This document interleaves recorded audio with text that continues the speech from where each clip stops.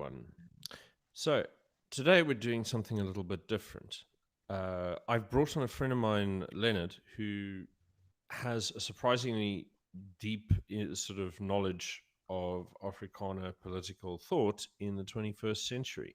Now, most of this is something that people don't think about too much, and only people who are very sort of deep into the world of Solidariteit and AfriForum and so on will have some insight into this. Perhaps some of the older gentlemen at Stellenbosch University.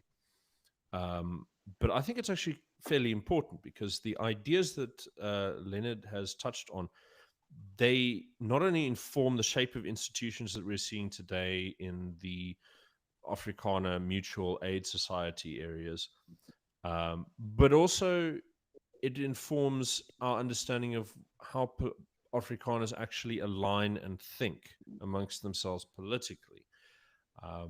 Because the normal way in which most things are framed is a very sort of Anglo-centric perspective where you get a left and right dichotomy. And this is very closely mapped onto Cold War models and, and ANC versus apartheid kind of strange dichotomies like this. And there'll be a simplified and sometimes inappropriate borrowing of the concepts of verligte and verkrampte out of its natural sort of 1970s, 80s context into the present day, where those are no longer sort of relevant questions at an institutional political level. So I brought Leonard on because he understands this. He's brought a lot of things to my attention that really surprised me. And I think I'll start off first by asking Leonard if you can help me pick apart what went on with the Groep of 63, and if you can explain what that was and what made them so influential.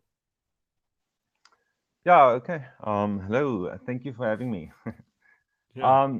Yeah, I think it's a very interesting year to be talking about the Groep of 63.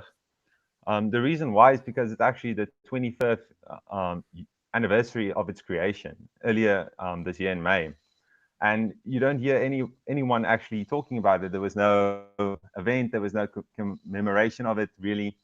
And it's interesting because at the time of its creation, in the year 2000, Herman Gilumya actually said its development, that specific development, would be as significant as the creation of something like Sanlam or Naspers. So the fact that it didn't, it doesn't have that explicit mainstream legacy is actually one of the surprising things. And I think the point, just a good point to start at would actually be to talk about the mainstream perception that something like Solidariteit or AfriForum has today. If you're okay with that. Okay, so the mainstream, how can I say it? The mainstream perception of something like Solidariteit today, it gets a lot of praise for what it is. This broad movement of organizations, of civil rights organizations, unions, and all these various different things, and gets a lot of praise, I think, from from actors outside of it, such as the Cape Independence Movement and so on. But most people kind of see it as something that's obvious and benign. It's like, okay, the state collapsed, there's a reduction in the quality of services, there's corruption, so they're taking over services in the private sphere, and they're protecting rights. On the other hand, um, oh, sorry, I'm just taking my notes here. Yeah, no, Yeah, look, I think I can see where you're going with this. I mean, yeah. The everyone point, likes them because they're just replacing state capacity. They haven't taken any positive steps towards a radical change of the dispensation that would require a political challenge of the system. no, so in a sense, there's a lot of support and praise for what they're doing, but it's seen as something that's obvious and benign in a sense. Okay, well, it's a civil rights organization. Okay, well, it is a union. But the big question I think nobody is asking is why someone like Flip Base, why someone like Kali Kriel, Dirk Herman, Ernst Roots, and these are the big names, if they're primarily concerned with politics, why is there no Solidariteit Party? Why is there no AfriForum Party? And I think this is a question that nobody is asking because Um, Again, they're seeing it as something that exists in the private sphere. And the big question for me, I think that nobody thinks about is why would they invest so much time, effort, and money into creating this thing? Why are they, if the seat of political power in South Africa rests in the parliament and the government, why are they not competing on, in the public sphere on the party politics level, you know? And you can definitely see this from a lot of people who praise Solidariteit. And I think a great example would be in the Cape Independence movement, because all the solutions that anyone else outside of this big movement propose has to do with something like, creating a new political party, going to, the provincial national elections, and this is how we are going to fix this country. And even those who are most opposed to something like the ANC, you get the DA, Patriotic Alliance, Freedom Front. This is where all their attention is focused. So the big question is, if these are such big figures in South Africa today, in such a powerful organization, why did they never go into that sphere in the first place? What was really the big difference there? I think that is the biggest place to start. And when you come to something like the group of the group van 63, I think one of the reasons it's a kind of a forgotten period is because you can make the argument that not much was materially accomplished during that time. So what the group was essentially was a kind of activist organization or a political pressure group compiled of various people, and there's actually a lot of prominent names that I think many people will recognize within the movement. And yeah, so so the mission statement of the group. Okay, well, just explain what the group was. It was this collection of academics, linguists, journalists, Yeah. union leaders across the entire spectrum of the political Afrikaner landscape. And just to give you an Yeah, idea I of, thought yeah. I mean, the names are crazy because for me it was okay. We know who Don Root is now. This guy who's sort of like yeah, the cancelled of the cancelled. And then you've mm, got Breitenbach, the most respected communist yeah, Afrikaner, in the same room, uh, issuing the same statement on a very broad, like, and deep political perspective on how to deal with the new dispensation. So it's a very, very comprehensive sort of statement of ethnic consensus, shall I say, because they represent a very broad swathe of ideas, and have a very yeah. sort of wide range of backgrounds. And that was one of the reasons it was considered significant, because it was such a broad coalition of, you can say, former verligters and verkramptes. And just to give like the English audience who might not know a description, the verligters were, essentially pro-reform from the late 60s on, towards 1994 for the end of apartheid. But it wasn't just about the end of apartheid. It was about, moral reforms. It was about preserving apartheid in a better form.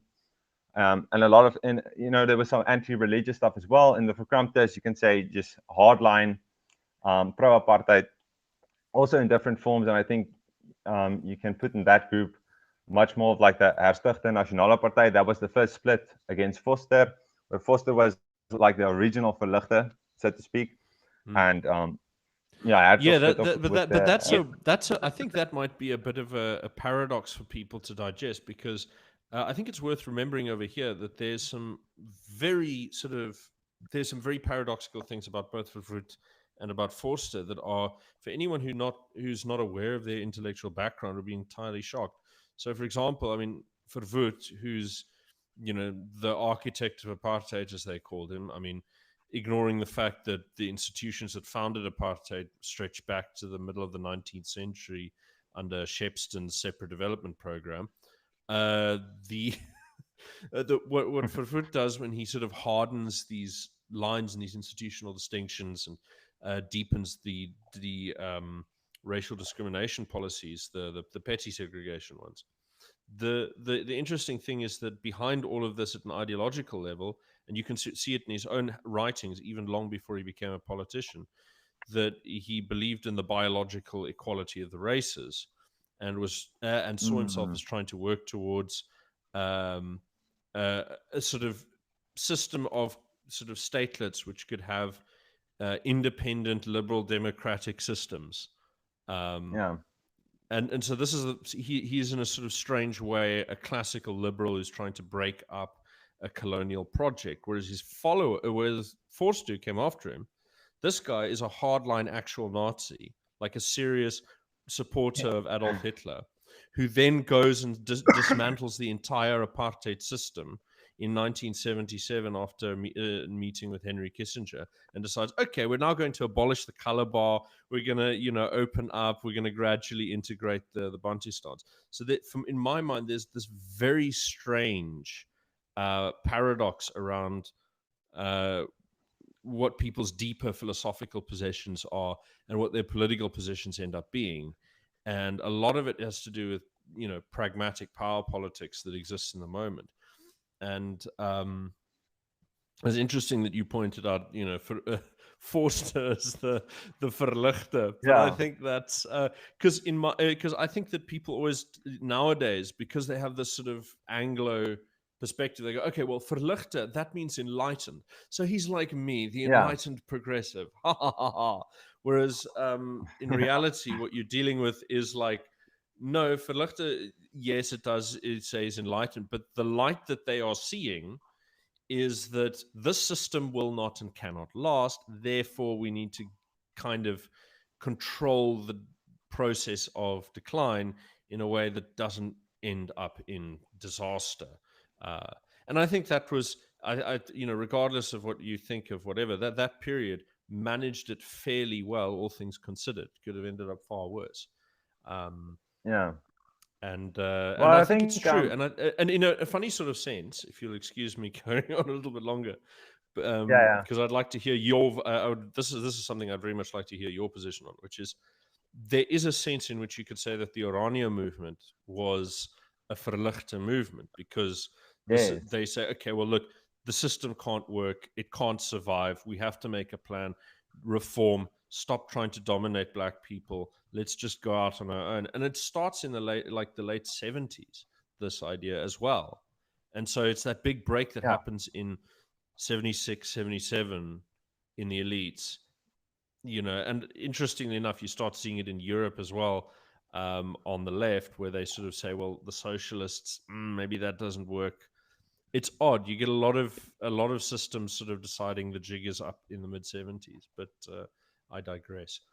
Um, yeah. So yeah. I think if you're wondering about what how can it be that someone like a Forster would be considered verlichter, I think you need to go through the various iterations of both the verlichters and the verkramptes, and really, it started in let's say it became public in 1996, in 1969, when that Stigende Nasionale Party split off from the National Party and was led by Herzog. And I think the original verlichte position was, okay, we want to preserve apartheid, but we need to make reforms in order to make that happen. Because I think that it wasn't until the Broederbond, I think in the 70s, where they decided, I think you know the date better than I do, that apartheid was going to end. We're going to move to end apartheid now. Was it the 70s or the 80s?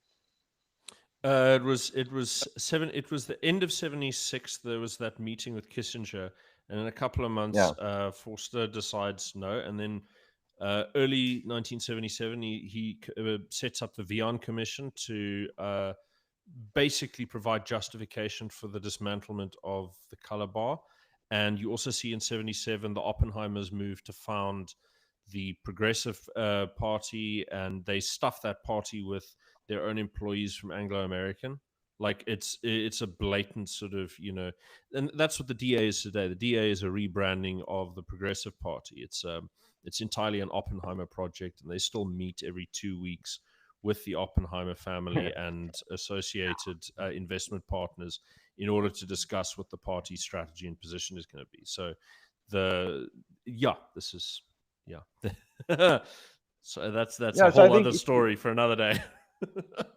at least on the public front, there was this divide. I think what happened behind the scenes. I think you can say are the real causes, but at least to the public, and there was a famous saying from the verligters: we need to adapt or die. Yeah, So if we, correct. the initial position was, look, we want to preserve apartheid, but we seriously need to make reforms. We're becoming a smaller and smaller minority. There's a lot of other problems going on. So yeah, we have to reform in this way. And then there are also verligters who took much more of a moral position. We need to take this iterative steps um, to finally end the moral injustice that is apartheid. And that's how it eventually developed. And on the verkrampter side, you actually have a lot of variation as well. I think the biggest two would be, well, the biggest one, the biggest two would be the Conservative Party and, yeah, the HNP. And they also had a lot of disagreement because the Stigma Nasionale Party really wanted to preserve what Verwoerd set out. And the Conservative Yeah, Party was willing yeah, to take a few steps forward, willing to negotiate to a certain extent, but they wanted to preserve really the racial protection that yeah. apartheid provided. And I think, But I mean, it's in a sense, I obviously also silly want to. because I mean, because I mean, at that point, like you're already hitting the stage where the demographic balance in what's called the Republic, the white part of South Africa, was already tipping over, and you're already Yeah, seeing far too deep an integration and dependence on cheap African labor. I mean that that was already a problem before Verwoerd came to power, and in many ways he was behind the curve. This is something that, if he really wanted to get done, should have been done in the interwar period. So I mean, yeah, I look at a lot of these things where, in many ways, like when the Afrikaner nationalists decide to move on something, they're usually about 30 years too late. Just as Kruger was 30 years too late with the attempt to invade Natal. I mean, he should have been. Everyone should have been moving in 70 in like 1870. you know, but yeah. yeah. Sorry, I digress Yeah, no, again. But so just to kind of frame it in the solidarity, keeping them in mind as well. And why is solidarity, its development and the direction is going, why is it so significant? And one of the reasons I think it's so significant, and why this period from 2000 to 2003 is really when the group existed, is because the problems that they dealt with and the answers to those problems are still problems that most people haven't even identified today, and the specific answers to it, they haven't even thought of. And I think we are only dealing with those things now in the last few years in the Cape Independence movement, for example. So, and there's nothing else like solidarity movement in South Africa. Everyone else is trying to build some political party, get donors, and do something in either the provincial level or on the national level. And that's what I think is kind of the biggest question: is why did it go this way? And so for me, the groep van 63, it really set the tone and the direction of what the solidarity movement would eventually become. So yeah, just to give a little bit of context to what exactly they were, you can either frame them as an advocacy group or a political pressure group. And they did try to accomplish a bunch of things that eventually sort of failed. But the original mission statement was about the promotion of the shared cultural economic interest of the broader Afrikaans community. So they essentially saw it as a new language movement. So it wasn't just about Afrikaners; it was also about anyone speaking Afrikaans. That was the official position, regardless of race, religion, gender, and anything like that. Um, but But at the same in time, my there's opinion, it there's an became interesting point there. There's an interesting point there, which is, um, I mean, if you think about how early on this is, and the fact that it contains, as we said before, it contains a lot of very, liberal and sometimes openly socialist, um, yeah, figures. So what I notice over here is, here we're in this sort of rainbow nation, new dispensation. I mean, like, sometimes you'll hear people like Helen Ziller use the term pluralism, but broadly speaking, people don't talk about pluralism at all. They talk about, we are one. There's this very sort of big thing of what yeah, I like to call simonier politics, because um, it, it's it's much better reflected in the traditional Bantu political tradition, that sense of like perfect unity and sort of lockstep mentality. And you're starting to get this sort of perspective growing over time, even already in the 90s, where everyone's going, okay, Ubuntu, Ubuntu, Ubuntu, even if they don't know what it means. There's this idea that we're all going to cram into this weird African culture with Western characteristics. Um, the very statement of saying, okay, but we have to fight for our ethnic interests, however defined, even if it's just by language. Um, that's a very contrasting statement with the nation building project that's emerging, and is still emerging, struggling to emerge fully. So Yeah. And I think it's useful to look at what the original list of members, what it mm, included. You have Breitenbach, Frederik van Zyl-Slabbert, who was part of I think, the Democratic Party and the Progressive Party. Johan Degenaar, who was a very, very staunch anti-apartheid intellectual and activist. And I'm not sure, I think he was head of philosophy at Stellenbosch University for a while as well. Herman Gilmeier, Leopold Scholz, who's a famous journalist. It included Flip Buys, Kali Kriel, Donnie Goosen, who is the head, academic head of academia, and then some other names, obviously Karel Boshoff, Koos Malan, Johan Rousseau, Peter Dievenage, and Zibwe de Tooy. And I'll return a bit later to the most influential figures, but the original composition was significant because it took mm, place at the same time where there was the big Afrikaner debate, where they were asking, is there really something like an Afrikaner? Are we just Afrikaans speakers? What really defines us? And mm. I think we can get into that a little bit later as well. But I'm happy you brought up the pluralism angle, and that's why I want to focus on two figures that I really think are the most influential, and that would be Johan Degenaar, who's very much a left wing postmodernist type of philosopher, and then Zibwe de Tooy, I think had a much more direct influence. And why Johan Degenaar? Because if you look at any official documents released by the Groep van 63, you get the names Koos Malan, Donnie Goosen, and Johan Rousseau. Those are the big names. And then you get Karel Boshoff, Peter Dievenage, and like I said a bit ago, it started as the advocacy group. It really became more of an intellectual movement, and set down the how can I say, the axiomatic foundations of where this movement was going to go. So obviously it started out as this big coalition, but I think Breitenbach, Van Zyl-Slabbert, they eventually left and became how can I say it was later dominated mostly by those we see in Solidariteit today. I But should just to point out get here to the briefly, and before we get into the philosophy quickly, I want to sort of just dip into something interesting that I found while I was looking for some of the contemporary politics. And there was an interesting yeah article that's still sitting on the Hill and Suzman Foundation website, where it's by a guy called Patrick Lawrence, and they have this little magazine called Focus. So this is from their first quarter publication, 2003. And there was, at the time, there was a big case of 26 Burmah members indicted on charges of terrorism and sabotage. And this was, these were well-educated people, some of them in government in the security cluster and so on and so forth. But what was interesting is that the Groep van 63 had been around for a couple of years now.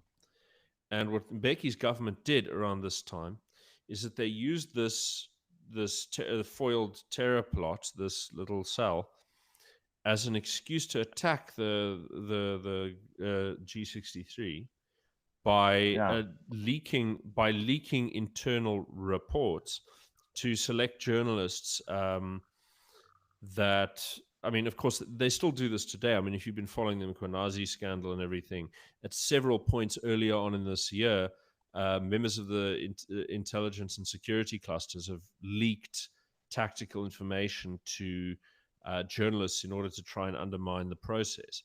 So the close collaboration uh, between the journalists and the state is an age-old problem. And I mean, like if you want a really entertaining account, you can read you can read Inside Boss, which is aside from which is it's a very fun book. You should go and read it.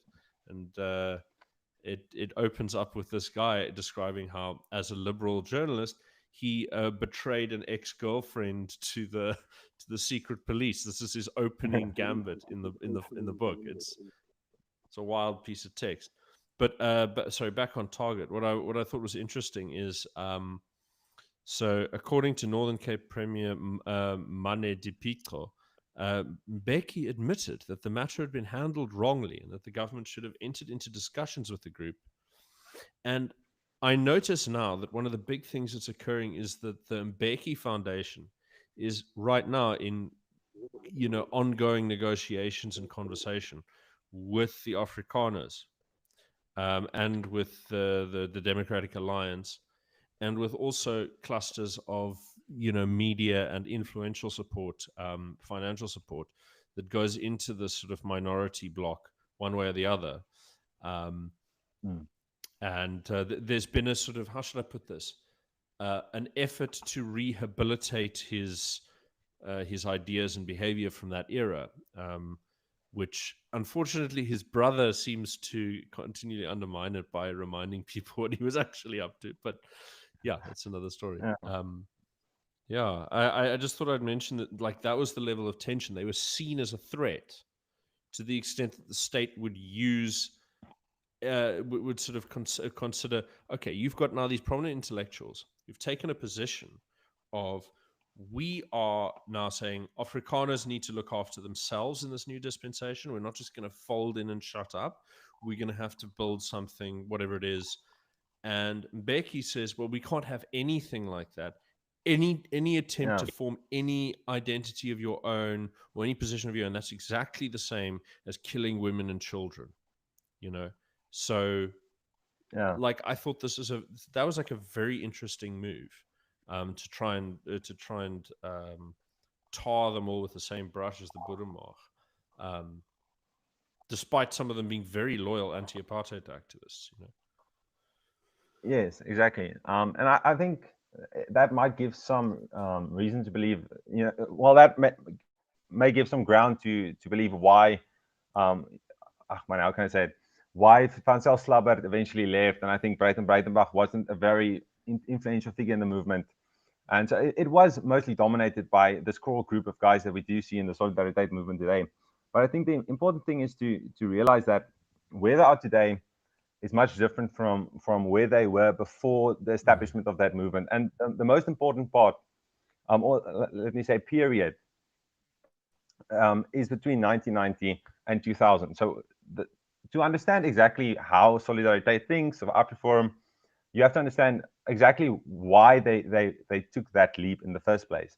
And I think that is the most important distinction of understanding, again, which problems they identified and why they identified them so early, and which remedies they eventually took in rejecting, any participation in something like party politics. And I think the best place to start, like I said before, for me, the two most influential figures would be Johan Degenaar, and obviously, as you said before, he's a big anti-apartheid activist. And then Zebe Tutoy was a pretty renowned journalist at the time and very close with Koos Milan, Donnie Goosen, and all of these guys. So I think the best place to start would actually be with someone like Degenaar. And so calling him a postmodernist philosopher, I think most people, when they think of something like postmodernism, they think of the definition that was given by Jordan Peterson or Joe Rogan. That's kind of the mainstream understanding of it. It's about power dynamics and victim and oppressor. But essentially, the postmodernist type of philosophical movement was much more concerned with how meta-narratives intersect with power dynamics and how political power is used how political power is used in conjunction with meta-narratives in order to enforce state control. So that is why I think he's one of the most important figures. That's like that's also again that's sort of that Louis Althusser type of thing of the repressive versus ideological state apparatus. Um, so Yeah. I So have never read Diogenes myself. So what was his particular take at the time? his rejection of apartheid did not necessarily have to do with the great moral sin of racism. It obviously had to do with that as well. That it was a great injustice. But the biggest problem he had with it, from my understanding, is that it was in effect a project of nation building. So essentially, you are what nation building really is the state using, in his words, these Sorry, meta narratives and political power. I have to find that funny. Yeah. I have to find that funny. It's like the problem with apartheid is it's not the segregation. It's too much No. closeness. Sorry, No. So I I have wouldn't to say. laugh. Yeah. Yeah. Yeah, So we're I building wouldn't a say that. nation That's out a, of these people. Let's not do that kind of a thing. I know that's not his yeah. argument, but it's an amusing sort of Yeah. conceit. Yeah, Yeah. sorry. So I think obviously the moral injustice was a big factor, but his biggest Yeah. critique was essentially of nation building, is where you're reshaping linguistic, cultural, and racial demographics in order to essentially build some kind of monoculture, and that can include excluding some people and Mm. essentially building this inorganic culture that would for the support of the state. So that's essentially his biggest critique. Mm. And I think the biggest Actually, it's frame. interesting that you bring that up. It's interesting that you bring that up because of one of the core features of Umukhos Malan's work, where he talks about this sort of homogenizing effect of the state. Even if Yes. it's not conscious, there's a homogenizing effect on culture in the state, and this seems to be a perennial concern across the board for Afrikaners. There's like almost no real worry about the effect of the state on the economy, at least not until the present era. Not any kind of philosophical depth. But there is always, even Well, going back to the 19th century, this concern about its effect on culture and religion. mm, So I think that one is certainly very interesting because like the economic questions are always there, but they don't become a sort of philosophical question attached to the state or stateism until very recently. well, You know, I at would least say not that they I've did very noticed. much. No, so the question is really, how do we get from Degenaar to Malan? And I think Mm. the connecting line is essentially nation building and what its effects are.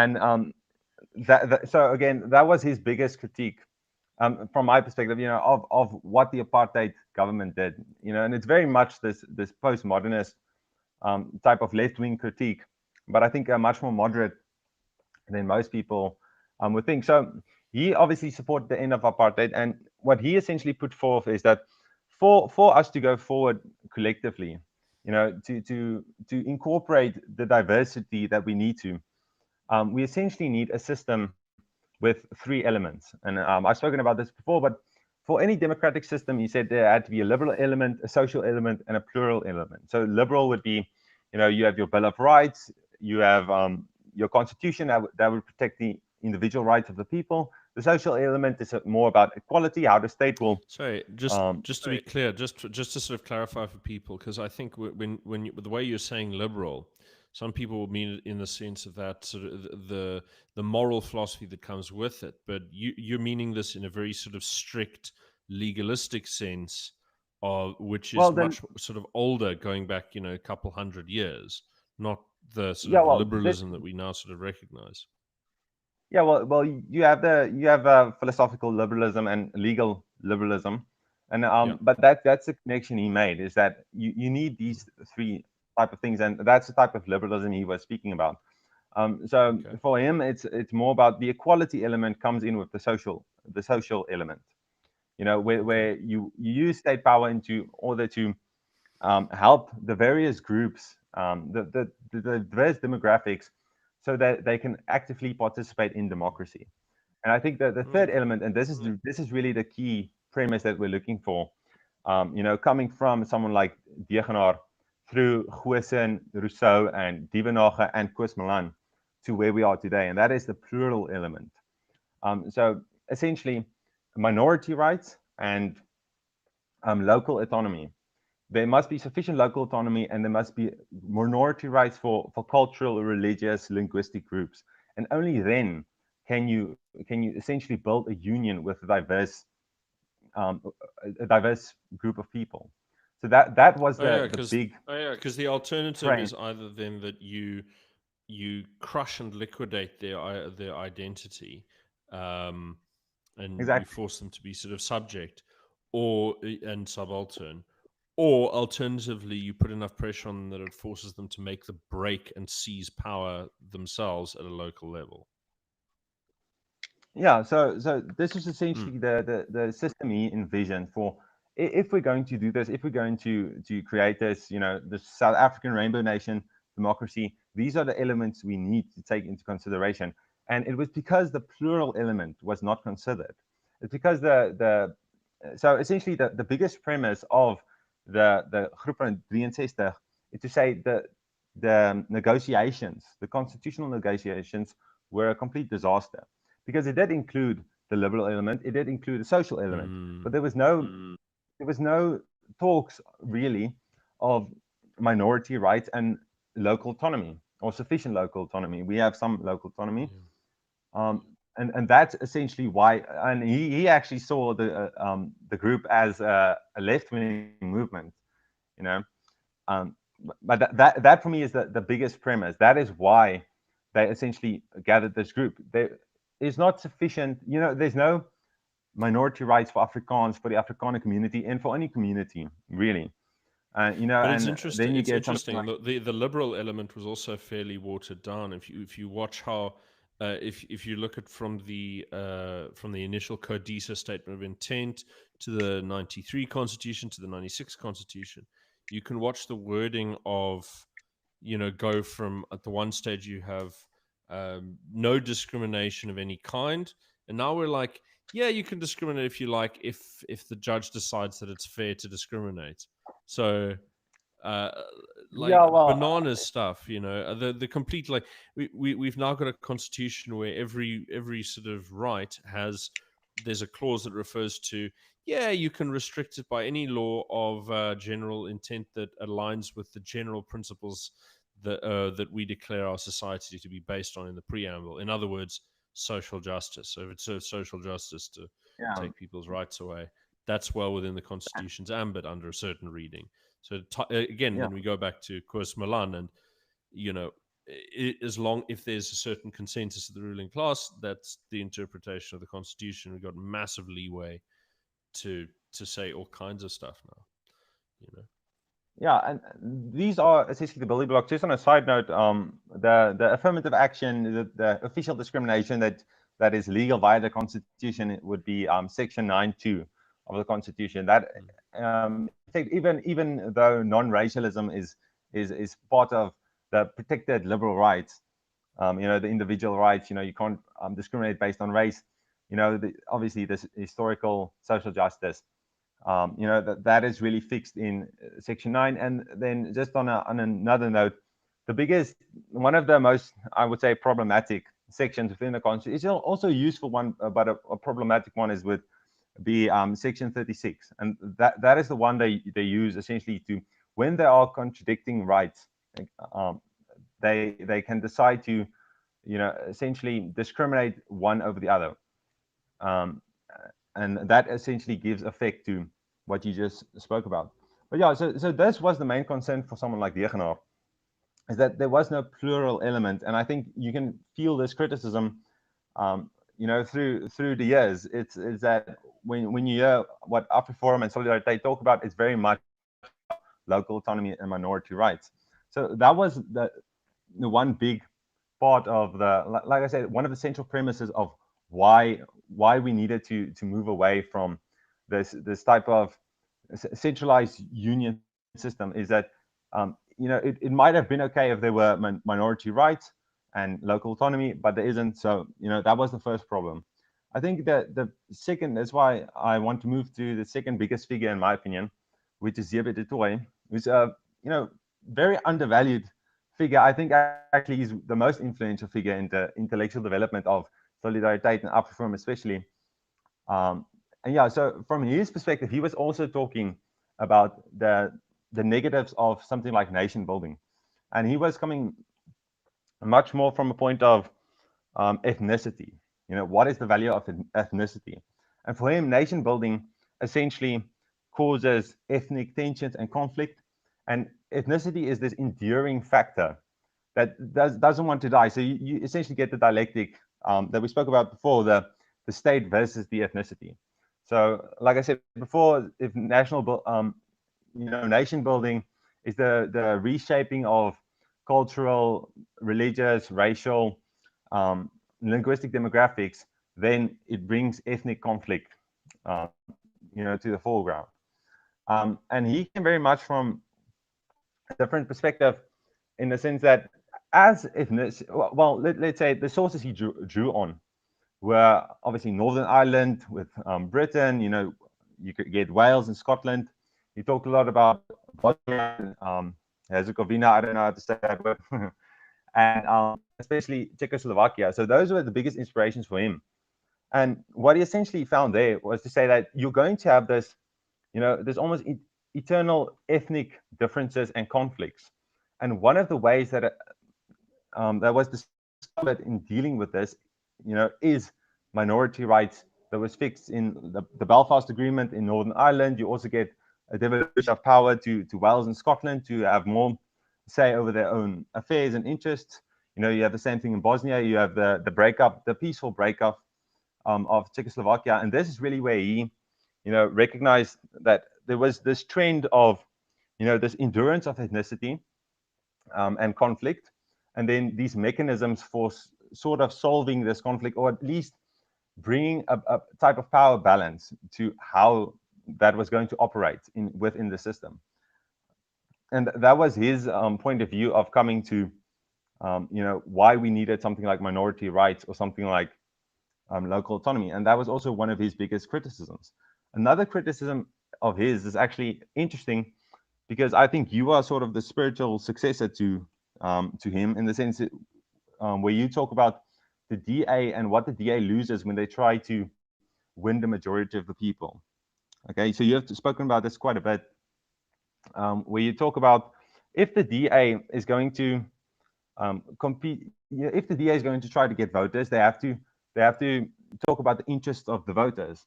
And if they want the majority of the people in South Africa, given that we are such a small minority, they essentially have to, cater to the interests of the black majority. So whatever you do with a political party in South Africa, if you want to be successful in Parliament, if you want to have, most legislation has to be passed with, over a 50% majority. And if you want to be successful, you essentially have to cater to, something that is bigger than, these ethnic minorities, and therefore you cannot cater to the interest. You cannot protect the interest of those minorities. So it's these things all working together. It's the fact that there are no minority rights. There is no local autonomy on the one hand. So the system, there's no inherent mechanism for the to protect us. I mean, I think if anyone wants to sort of because I mean, a lot of people are aware that municipalities and provinces have some powers, but really, I think anyone watching this, if you haven't done this at some point in your life before, go and open the Constitution, go to Schedules 4 and 5 at the back of the Constitution, and seriously, just go and have a look at how restrictive those powers are. I mean, they go down to okay, who can do dog catching and who can do wastewater treatment and that kind of thing. It's like they've restricted the ability of the legislature to actually affect which spheres of government get what powers, to the level of literally who are the dog catchers. And so when people sort of say, "Oh, well, we have this system that's," no, we've got an extremely rigid political system, extremely rigid. And the only direction in which it can flex is increased centralization, increased majoritarianism. the room for sort of accommodating minorities is very small uh, at a constitutional level. So Yeah, I think and I yeah, think the most important point to talk about there is there are a lot of things that the provincial parliament can legislate on. The problem is that there are a few sections of the constitution that state that when provincial legislation contradicts national legislation, where national legislation is applicable to the provinces, and then it trumps the provincial legislation. So in effect, they can actually try to stop something like black economic empowerment, but BE will always, because its national legislation will trump the provincial legislation. And this is part of the problem he saw, is that for any minority to be protected in this system, so well, let's just start from, to give a basic rundown again. If there are no minority rights and insufficient local autonomy, you don't have any mechanism to protect yourself outside of party politics.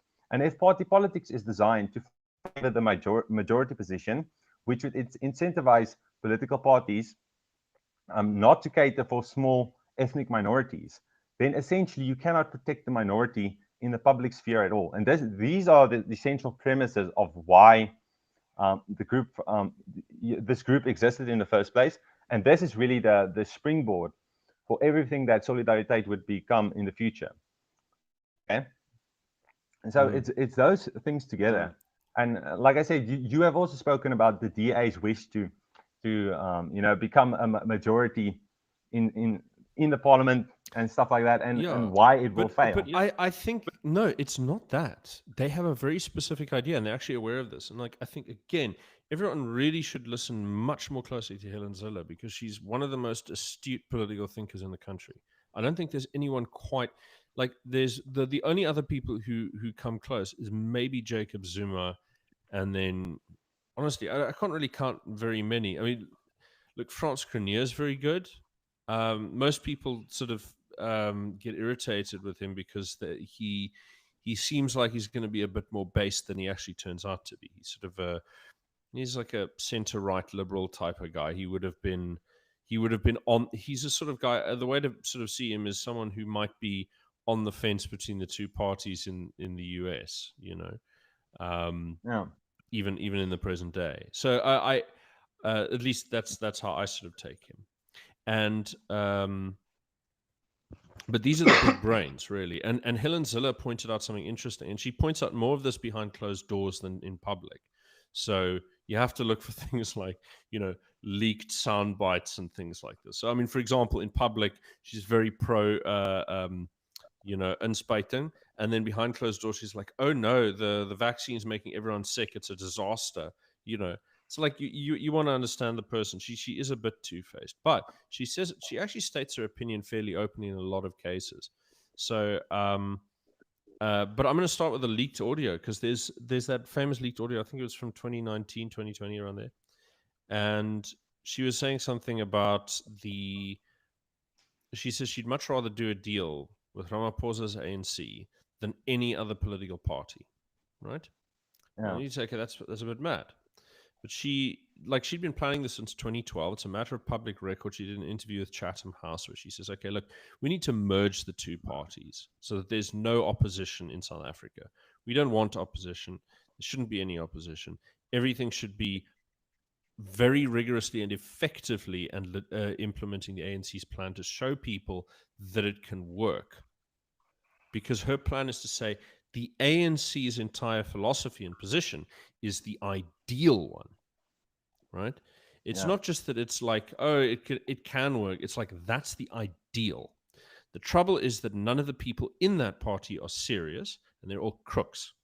So we need to get that philosophy and those ideas behind the ANC implemented properly. This is Zille's deep stated political position. And if you want to think, okay, but she's a liberal. Well, she said on a podcast which includes Roman Kabanak and Jonathan Witt, of all people. These guys are, once you're talking to them, this is a weird audience to start boasting that you're actually a socialist. But she says that Yeah, I believe in having some sort of like private property and private market participation. But in point of fact, she says that everyone is starting to realize my position is true, which is the state should play the central role in the economy and should plan the Yeah. economy not only in 5-year cycles, but in 36 and 60-year cycles, right? Mm. So we should be planning the economy for upcoming generations and centrally controlling it. But the locus of control, she believes, should not be within the nation state, which is obsolete. It should be in the international system, and all states must be driven to become pluralistic, right?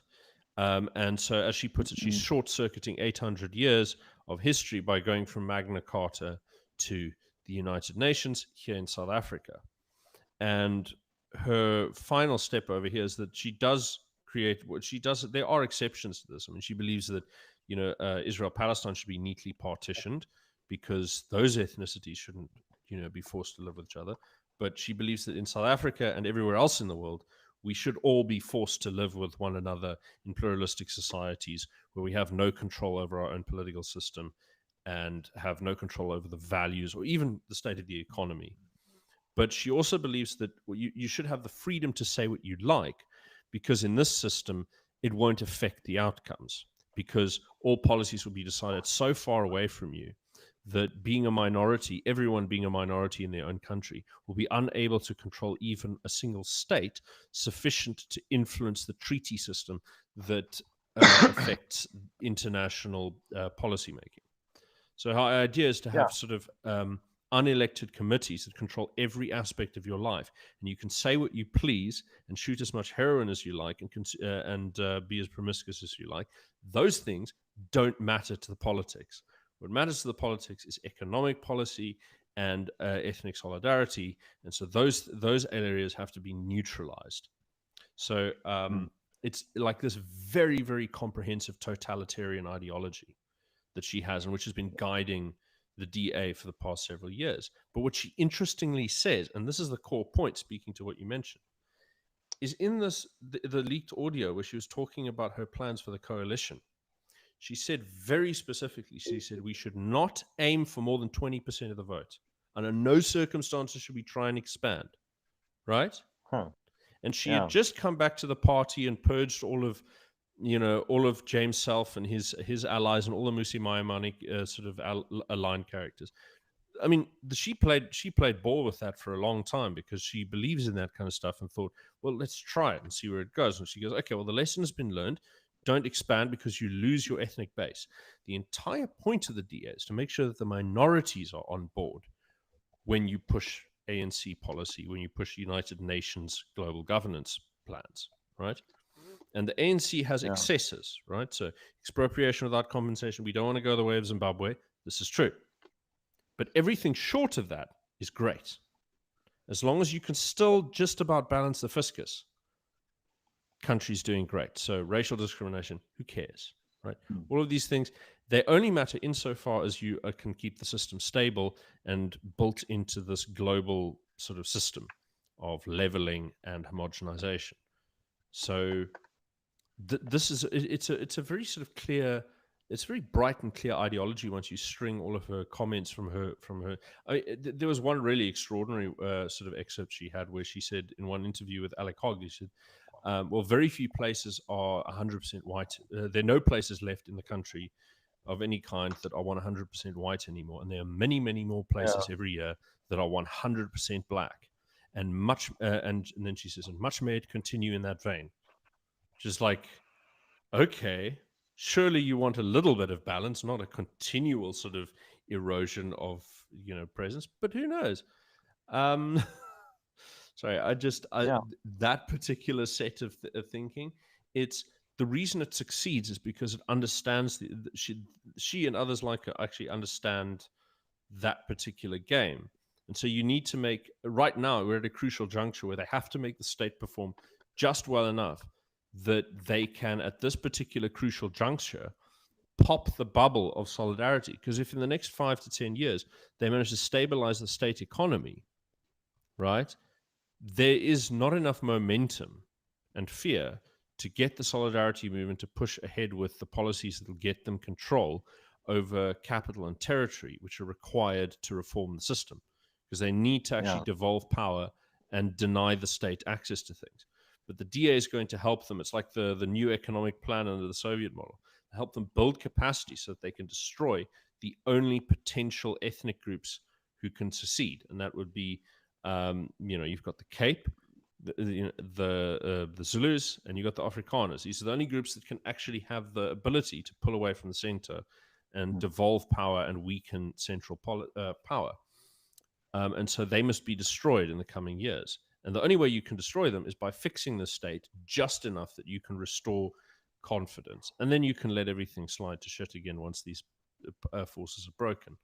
And so in a generation's time, even in the best case scenario, we are likely going to be asking exactly the same questions again.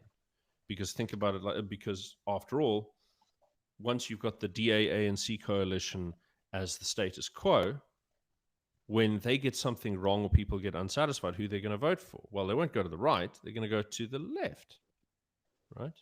So we're going to get all of these. Because to the right lies secession, and to the left lies, well, I mean, I don't know if left makes any sense anymore in this paradigm, but on this side, you've got your black nationalists, your hardcore black nationalists. So the point is to make sure that all of the minorities are inside the house, so they can't throw stones.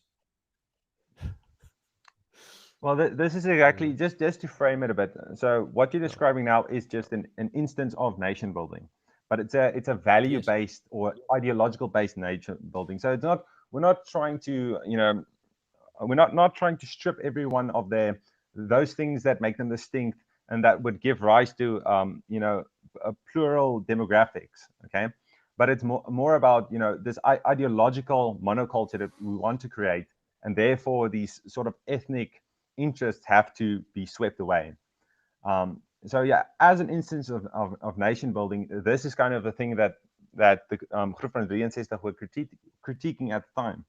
So just to return a bit to the party politics, I know you say the DA are not even intending to win a majority, but the point to be made is to say that if there is a very small minority, okay, what mechanisms are available to them? Well, you don't have minority rights, you don't have sufficient political autonomy. Okay, so you have the party politics. Well, but if the party politics, if parties are incentivized to win as much votes as possible, okay, then they cannot look after the interests of an ethnicity. And this is one of the quotes from Zebed, where he said, a political party can only meaningfully participate in government in a multi-ethnic country if it categorically and explicitly advocates for a minority and binds that minority to the broader democratic framework. So he's saying that there is no mechanism to interact with this political system. So we cannot protect ourselves in any sense in the public sphere. And this is actually so crucial because, again, I think it often feels to me like this, point kind of passes over people's heads because everyone in the country is outside of the Solidariteit movement, and you even get Afrikaners in the Vryheidsfront Plus, Patriotic Alliance, DA, and all these different parties. This is the only thing they are trying to do. They say, okay, well, this is where the seat of power is. We have to engage here, and this is how we are going to, this is how we are going to protect ourselves and better the future and whatever. And that's kind of the point they were making, is to say, and that's why I'm saying that these kind of problems they were thinking about back then are still problems that nobody really is thinking about. And I think even with Cape Independent, we're starting to struggle with those problems, but we still haven't come to a conclusion that's even similar 25 years later.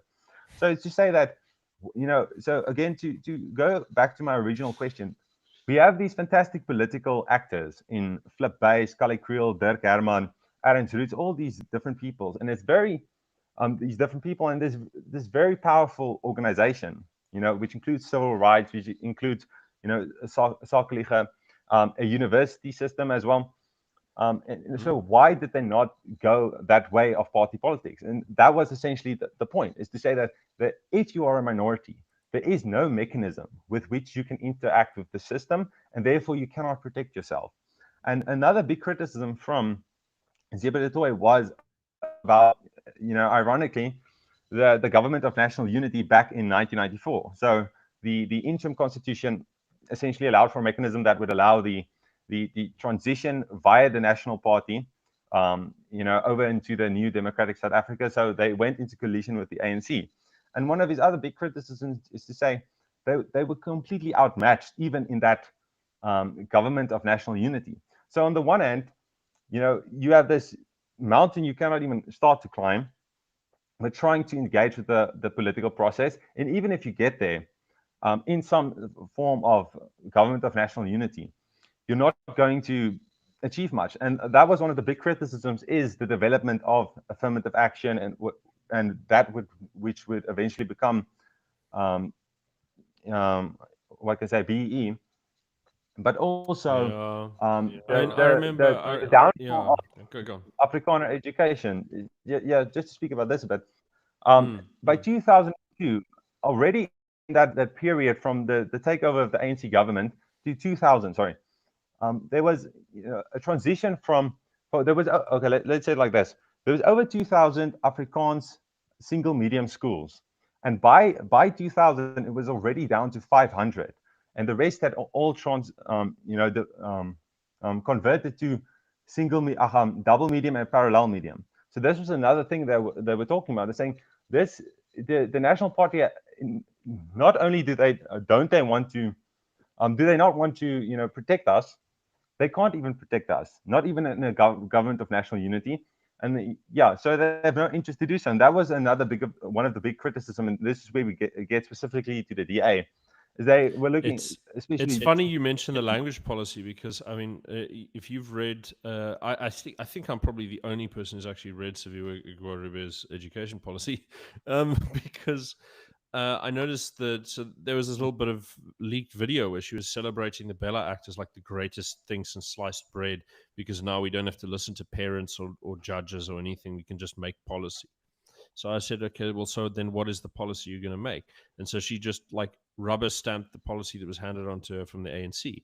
And then the ANC does the sneaky thing where they say, okay, well, it includes promoting indigenous languages. And they go, okay, but indigenous languages, that like they said, with reference to this policy framework. Then you go to that policy framework, and then it's with reference to this thing from 1997. So when you read like this whole chain of policy pronouncement, basically what they've said is, look, the government it has like this mandate now to promote indigenous languages. They've finally decided now is the time to do it, and they've got a pilot project in the Eastern Cape. But Afrikaans is not on that list, right? Yeah. And for non native language mediums, so there's like you cannot make budget for Afrikaans. So all Afrikaans schools, if there's even a question that it might be marginally more financially efficacious to turn them entirely English, yeah, let's just do that. And the language clause in the Constitution explicitly states that everyone has a right to be taught in their own language, unless it's in the interest of redress or finances, which means that there are no rights, right? It's they do that over and over again. So and again, yeah, it's when the rights, when two people's rights come into conflict, Section 36 again, and you can discriminate against one over the other. So, but that was kind of the central point that they were talking about, is to say, okay, we have no mechanism of protecting ourselves, so we have to do something else. And again, it kind of sounds, for me, it's a very nuanced distinction, because most people still don't consider that. The structural problems with something like the government of national unity, or with, the voting system itself, things people don't even talk about today, and most people don't consider. Again, there is no, real colored Solidariteit movement. There is no Zulu Solidariteit movement. No other minority has taken these steps. So again, it's not something that anyone is interacting with or contending with. And for me, it's the Cape independence question. It's really the first really mainstream time when people are asking, why is this even necessary in the first place? What led to this? And this was the conclusion they reached. Okay, so we have this project of nation building. We have absolutely no legal mechanisms to protect ourselves, and we have no political mechanisms to protect ourselves in the public sphere. So we have to work outside it. So we are going to abandon, well, it's essentially a rejection of party politics. And that's why I would say they moved. Yeah, why I would say you can't really put them in the left or right type of category. Okay, and the next important part is to say that, and we will go back to the National Party again and F.J. de Klerk. Um, so it's the other. Okay, so let's say that the first conclusion is the rejection of party politics. We're going to work outside it in the private sphere. That's what we have to do. The other one is the transition from value politics or ideological politics to interest-based politics. Okay, and that's also a big difference that you don't really see anyone else talking about, except for maybe the ANC. They have their own ethnic interests, and they're using their political platforms to achieve those interests and protect them. But in the Anglo sphere, in the white sphere, in the colored sphere, you're not really getting anyone thinking in this way. And that's, yeah. So those were the two biggest differences. And I think once again, with something like the Cape Independence Movement, we have a referendum party, we have a Cape Independence Party, people talking about the Patriotic Alliance, or the Cape Colored Congress as well. And again, if you listen to someone like Phil Craig, he's talking about an ideological minority. Again, it's based on these values that we all have in common, and this is how we are going to save ourselves. And these were the conclusions they reached. It said to say that we really cannot go in that direction, and that's why they said, okay, the next step, the remedy that it's we are going to interesting use. that you say this, because but it's interesting you bring up the values point, because if you look at what's going on now in the UK and the US and so on, a lot of these people who are nominally on the right, like members of the Tory party or the Republican Party, who want continued mass immigration, the idea that they sell is that they'll say that we're a nation of values. And then when you interrogate the values are just that we're open and we don't have any values. So it's like, and this becomes this hollow set, because, and you see it again with like Phil Craig, and I mean, God bless him. I love the man. He's got a lot to do and he's got a lot to say, and I don't want to take this as particularly too harsh, but it's when he says like, okay, well, we're an ideological minority, but then what is the ideological content? The ideological content is that we have no ideological preferences except kind of free market. Okay, we're non-racialist and everything. And so, okay, but then what values? Oh, just we agree that we don't have any values. And I go, see, now that's the problem, is that we all know that ethnically and culturally, it's very hard to nail down, for example, what makes a Japanese person Japanese, what makes a British person British. You put the two of them in the same room, you're like, yeah, okay, these people are definitely, I mean, even if you couldn't see their faces, right, or how they're dressed, you go like, these people are clearly very different in their approach to the world. But nailing it down to any kind of specific thing that you can formulate, it doesn't work like that, right? In the same way that you can't, trying to reduce someone's personality to, oh, they've got ADHD or they've got mild Asperger's. Oh yeah, that's their entire personality. Then that's like all sewn up. You can't really do that. So when we sit and talk about ethnicity, and when we sort of say, well, actually, no, I'm an Englishman, or I'm an Afrikaner, or I'm a whatever the case may be, that has to be what it is, because there's no other way of protecting that except through the thing itself. So it's you can lament it or you can celebrate it. It doesn't matter, but that is there. That's a fact, and it seems to me that it's an increasing recognition of the intangibility of this that becomes that becomes how should I put it? The unstated premise of all of these political movements. They're sort of saying, well, you can't not be what you are, and you can't turn it into a formula that can be transferred like a software update either. So it's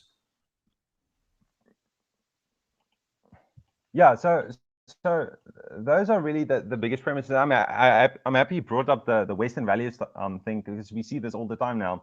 So we are part of the West, and we have Western values, and therefore we want to separate in this way or that way, and this is going to form the basis of our political project.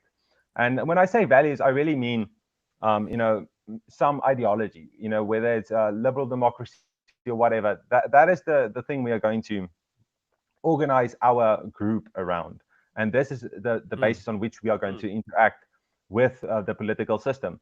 And again, if you're a minority, you simply cannot do that if, you cannot engage if all the other things I just mentioned, the lack of minority rights and so on, the lack of participation in the the voting system, if it requires a majority vote, you're always going to be under threat from whatever the majority is going to this, whatever values the majority is going to decide on. Okay, and this is where that's you true. get the problems from. So you get the problems from the majority, the ANC, and what they are doing. Obviously, values like socialism, communism, and whatever else. And through that, they are always they are also thinking in an ethnic sense or a racial sense, and that comes through with it as well. But countering that as a minority, again, like I just said, a value-based politics is not going to save you. Again, because it's based on Yeah, a I thought. majority Yeah, rule.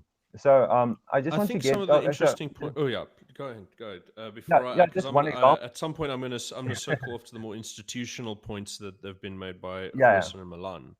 But yeah, let's finish up on the ethnic points. yeah. So one of the funnier criticisms was of the National Party's plan post, after they left the government of national unity, and Etienne de Klerk was under Yeah, the go on. impression, yeah, he was under the impression that we're going to model what's happening in Europe, and he said, we are kind of going to be the Christian Democratic Party, and we're going to be facing the Socialist Party. And in 1999, people are going to see that we were right, and we had the right values, we had the right ideology, and we are going to win again. And so people don't have to worry about minority rights, all these different things. And in the 1999 elections, the New National Party got about 6% of the vote. And they lost most of their votes to the Democratic Party. And in 2000, they joined in the Democratic Alliance, which is later become the party in 2003. But that Yeah, was sorry. essentially they had While you're on there, I'm just gonna share. I'm gonna share the actual. Sorry, I just want to share this quickly because it is worth it looking at the It is worth having a look at the whatchamacallit, uh, the the voting graphs of the statistics. of Yeah. yeah. Because I mean, I looking at the last 30 years, you've got where are you? Okay, so that one is the Western Cape, right? But you can see, okay, so the orange one is the NP, and the blue one is the DA, right? And what Yeah. you can see over there is that they just sort of trade places, like where the NP was in '94 is where the DA is in 2024, and you think, okay, well, yeah, but that's the Western Cape, like blah.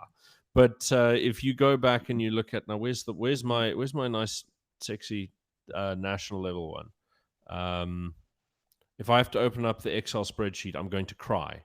Um, I think I have to open up the Excel spreadsheet. This is depressing. But Yeah. I've got another one.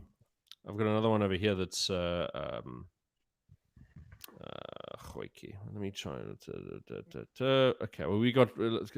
This is my sort of big folder of graphs and stuffs. Demographics, old historical stuff, silly cartoons. Where are we going? Oh yeah, there we go. Sorry. Yeah. I don't know. Sorry.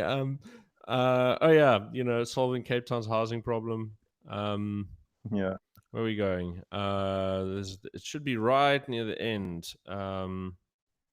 Yeah, nothing changes. This is 94, 2035, and then you can look at the flat one. Okay, I can't find the bloody thing. I'm gonna have to have to put that away. I have to pull out the Excel spreadsheet and extract the one that's got all the parties on. But basically, you can see the same as what happened in the Western Cape. You got the NP nice and up Yeah. here around 20 to 25, and they just duck down, and the DA replaces them and absorbs their voter base, and nothing changes. And Yes. I So find it remarkable. I find it remarkable, so one of the things he spoke about, the toy, he said that, look, this is very much a Cold War type of mentality. That it's going to be this Christian democratic one versus the socialism one. And he said it's just going to utterly fail because, again, ethnicity for him was the enduring factor. And another thing he mentioned is to say that the reason most of the voters split off to the Democratic Party, and which would eventually become the DA, was because of like a white flight to find someone to protect their interests. It was an ethnic flight of Afrikaners. And again, you're just going around in circles with this value politics without any other mechanisms, and you're getting nowhere. So another example he mentioned to explain the hubris of the new National Party was actually Tony Blair's third way. So he says, you guys are focusing on, Interesting. yeah, he says, you guys are focusing on this, socialism versus Christian democracy. That's very much this European way of going at things. And he said, well, when Blair won in the UK, with they say the Conservatives won the argument, the Labour Party won the vote, so to speak. So he said there was already a shift to the right, mixing mixing elements from the right and the left, capitalism and socialism in different configurations. So he's saying, this is just another indication of how much this is going to fall apart. And that's why he also had no confidence, I think, in the Right, DA. because you get the synthesis. Eventually, these competing parties are going to swap values in order to capture each other's voter base. Is that what he was suggesting? Well, he was just making the point that you guys are not even paying attention to what is going on in the rest of the world. It's saying that this isn't even a working strategy in any sense of the term. So Yeah. and the other thing he was talking about is to say, in the same time in the negotiations where minority rights were excluded, you had Northern Ireland, you had the devolution to Scotland and Wales, and all these different It's things to funny say you that, look, mentioned that because Smuts, just as a little historical aside, I mean, if anyone doesn't know, Smuts was actually the man responsible for brokering the partition of Ireland between Eamon de okay, Valera and the King back in 1921. So that was so that was Smuts. He also sort of proposed the essential policy framework that became the Balfour Declaration for Israel. So all of the partitioned sort of like all these weird sort of partitioned states that became these deeply divided societies, they all got Smuts's fingerprints on them. yeah, but yeah, so Yeah, essentially but we're saying anyhow. you guys are not paying attention to what is going on in the rest of the world. And he's saying we have these ethnic tensions. The Soviet Union is coming to an end, and then we have eventually either the recognition of some form of minority rights or local autonomy, and on the other hand, maybe a peaceful separation. And we were in the same exact scenario, but we didn't even take into consideration any of those factors. So yeah, that was one. Those things altogether made his biggest criticism, and I think you can clearly see in Milan, who has written a lot about nation building and how the centralized, the state is individualist framework, and how the centralized Yeah. state essentially goes to again reshapes the demographics to create this homogenized culture.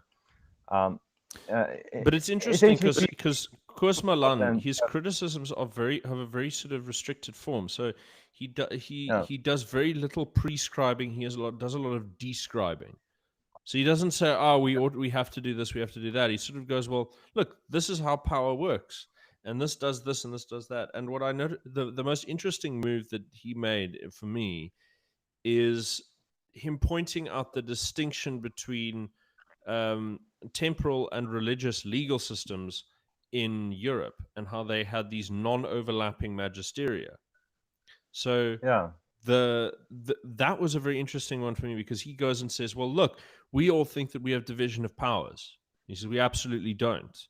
And the evidence is that here's this system in our own civilization which had real and meaningful separation of powers. You know, and there are these sort of Yeah. things that existing in the same world, in the same territory, that have completely vertically integrated separate systems of law and of enforcement of those laws. And I looked at that and I thought, like, I'd never thought of it that way. Absolutely not. When you look at, like, okay, well, the church can enforce these laws by force across Europe, and then the Yeah. local temporal authority can enforce the other laws by force where they govern. And they Mm. overlap territorially. They overlap in terms of population membership, but it works perfectly fine for centuries. For centuries. And so I found that a very, very, like, astute observation. And one of the things that I've noticed about these guys is that they have a very different way of looking at international institutions, which will, I think, because I'm used to how we look at things from an English perspective and from a sort of global perspective. Um, there's a way, and you can sort of, there's almost something very continental about how Afrikaners think, in which there's a slight emotional detachment from questions that are extremely left and right, black and white, for an English person, Yeah. right? And Donnie Goosen is a fantastic example of this. Like, things that would have been emotional tripwires for an English person, he walks right through the middle and goes, well, we can't really do away with one and we can't really do away with the other. So how do we walk around Exactly. down through the middle? So And that's it actually becomes a interesting. very, Yeah.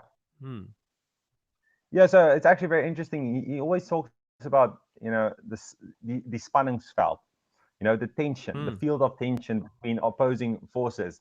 He says that, and he said this he wrote this in one of his, I think he wrote like this little pamphlet, this 50-page pamphlet on politics, just to, give out in Irania and all these different places, just to, inform people a bit more. And what he said essentially is that, what the how can I say it? What this liberal international type of system today is trying to do, they're trying to create systems that will solve all conflicts. And he says that you just cannot do that. You're just going to make it work. So the way you approach it is to create a system where certain tensions can be created. And when those tensions are created, then you have a power balance and power interactions that are alive, and where people can protect their interests. And he actually got this from, well, I think he got this from Degenaar as well. He always talked about tensions as well. But yeah, so just to recap, so the the the basic premises of why the movement came together is to say, listen, this government of national unity is not working. Value politics is out of the question. The voting system and the constitution gives us no mechanisms to protect anything that we care about. So we're going to have to go outside of it. So even attempting to go into party politics, in some form of liberal, conservative political project is just it's just useless. It's not going to work. So that's why they rejected it. And well, that's my conclusion. But that's the essential. And the next development is to ask, okay, what can we do about this? And the answer is actually a bit funny. Is they looked at the civil rights movement in America of the Black Americans and said, well, yeah, we have all these different. So what they were essentially looking at is to say that again, the devolution of powers in the Belfast Agreement in Northern Ireland, the devolution of powers in Scotland, in Wales, the breakup of Czechoslovakia, the new system that came into effect in Bosnia and I can't say the word, but Bosnia, yeah. So Herzegovina. they're saying that, yeah, Herzegovina. They're saying that, look, these systems also didn't include minority rights and political autonomy, local autonomy and all these things, but they managed to overcome it. Okay, so they're saying there is this wave of ethnic-based politics, power politics, um, via interest groups. So that's why they went in that direction, via interest groups that can essentially effect constitutional transformation. So that was their initial conclusion is to say, well, okay, we can look at the Jewish diaspora across the world. They've always been a minority. So what are they doing? Is saying, okay, we can look at the civil rights movement in America. What were they doing? And But they saw this it's this this interesting that trend you of bring up. minority rights. Yeah, it's Yeah, interesting you bring this up yeah. because This I mean, this I think when you're looking at these kind of problems, you naturally have to ask yourself, well, is there anyone who solved them before? And you yeah mentioned like the Jewish diaspora, and I was asked to look at anchor towns and how to deal with internal voluntary resettlement programs and how do you incentivize this, how do you make it sustainable.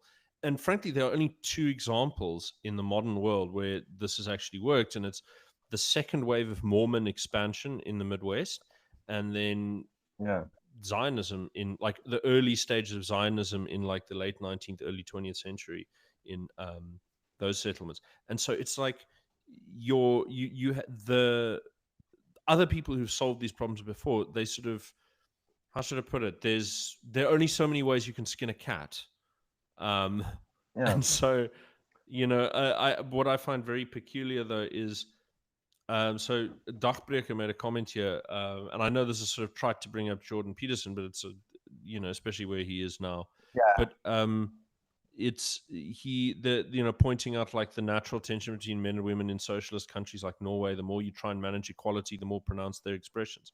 So one of the yeah most interesting things, and I don't think anyone will actually know this, is that if you look at the Gini coefficient of South Africa from 1948 till 1994, it's declined.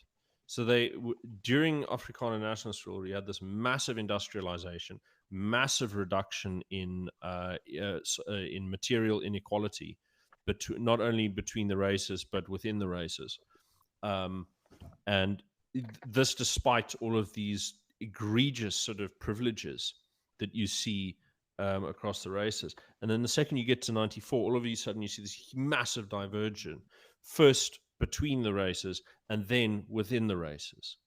So the yeah creation, you first see whites sort of take off as their own businesses do, and then as BEE comes in, you get a black upper class developing and a white underclass developing.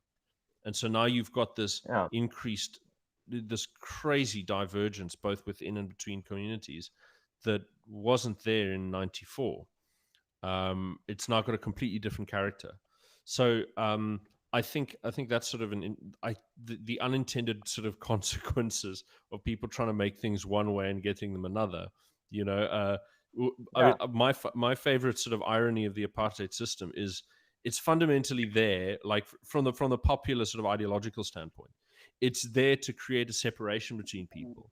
But the actual effect of the system was to bring more black people into white areas and eventually overturn the demographic situation. So yes I love those kind of ironies that you get in these systems. But I'm now digressing yeah. So horrendously from your point. yeah, so Yeah. essentially they're saying, look at the rest of the world. We have had all these political systems where we had majorities and minorities. There were no rights or no legal mechanisms or political mechanisms inherent in the system, which they could make use of in order to further their interest or protect their interest, and so on. And they're saying, so what are these minorities doing? So again, oh, okay. Well, just to add to the former point is to say that, but these political systems were still reformed. Okay, so again, all those examples I mentioned Mm. before, even without those mechanisms, they were still reformed. They still changed. So either separation or either a more inclusive framework that would allow like a legal plural. Yeah, you know what I'm talking about. To take effect. Yeah, legal Okay, so pluralism. Because if you look at Bosnia yeah. Sorry. Herzegovina now, it's like it's two countries living within a Yeah, recognized formal state, and they've got their own state systems, their own in most respects. So yeah, I think that's a strong point, and it's very interesting because the party political system, because everyone's saying, particularly with the presence of the DA being so dominant and being able to wield that zwarte threat and saying, well, if you don't vote for us, the ANC will come and wreck your lives. It's you've got this thing where anyone who tries to point outside the system gets told, no, don't look after your interests, play the game instead. You got to play the game. Yeah. Even if the game doesn't And get you anything, you got to play the game. You can't look after your interests. yeah, and this for me was the biggest development of, and why this group is so important. And it's kind of been lost today. And yeah, so again, no part, you're rejecting party politics. Okay, we have a system, we have no mechanisms that could help us. Okay, we have to reject value politics and play on an interest-based game. So whether it be cultural, linguistic, religious, or anything else. And what's the other point I wanted to make now? Yeah, okay, so Well, I rejecting mean, I think also party politics, playing. pragmatism Okay, like that, interest politics, it makes you more yeah, clear-minded, because if your values are nebulous, like you can yeah, define them intellectually, but then what are they really touching on the ground? I've heard people call the Soviet Union a state capitalist project. I've heard, you hear people calling yeah, liberals communists, or calling or calling liberals fascists, or whatever the case may be. It's like you can find it and not just sort of flippantly. You can get people who've developed complex, serious intellectual arguments for all of this. So, like, I think that interest politics are much better, because then you forget all of these silly labels and all of the dumb sort of signaling of my team owned your team and all of that kind of stuff. And you sort of like center yourself and you focus on the sensible stuff. So, like, um, you're describing a group of people who, by anyone's lights, if they were part of, like, the Netherlands or the UK or whatever, it's like, okay, that guy's a communist, that one's a social democrat, that's Labour Party, that's a Tory, that's a VVD, and that's a whatever. um, and whatever you're looking at, you're seeing an extremely broad cluster. But what they agree on is actually, well, we're still Afrikaners, we're still going to be mm, here, we kind of have to look after ourselves. Let's try and find some meaningful ways that we can do that. And then yeah, you look at the nature of the political game. I mean, we're having this tit for tat. Like, what are the main stories now? You're like, oh, John Steenhuisen's bad, or, is bad on his credit card debt, and then dead. the other day, and then everything else is like, oh, he said this and it offended these people, and I'm like, who Yeah, cares?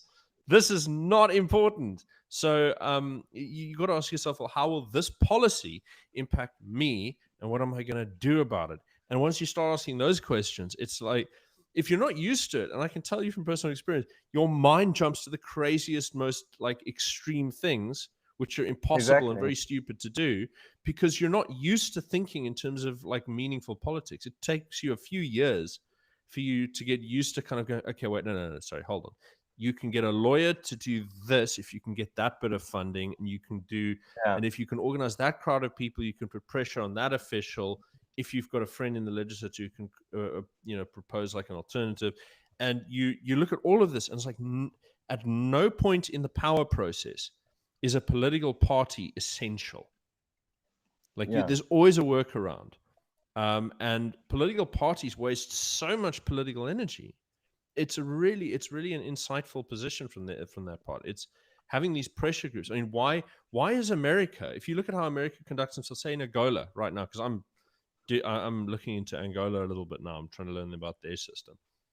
Everywhere you look, there's some US NED sponsored NGO stoking up some yeah, local interest group to go and burn down a neighborhood and try and get the police to shoot at them so that they can cry to yeah, Amnesty International.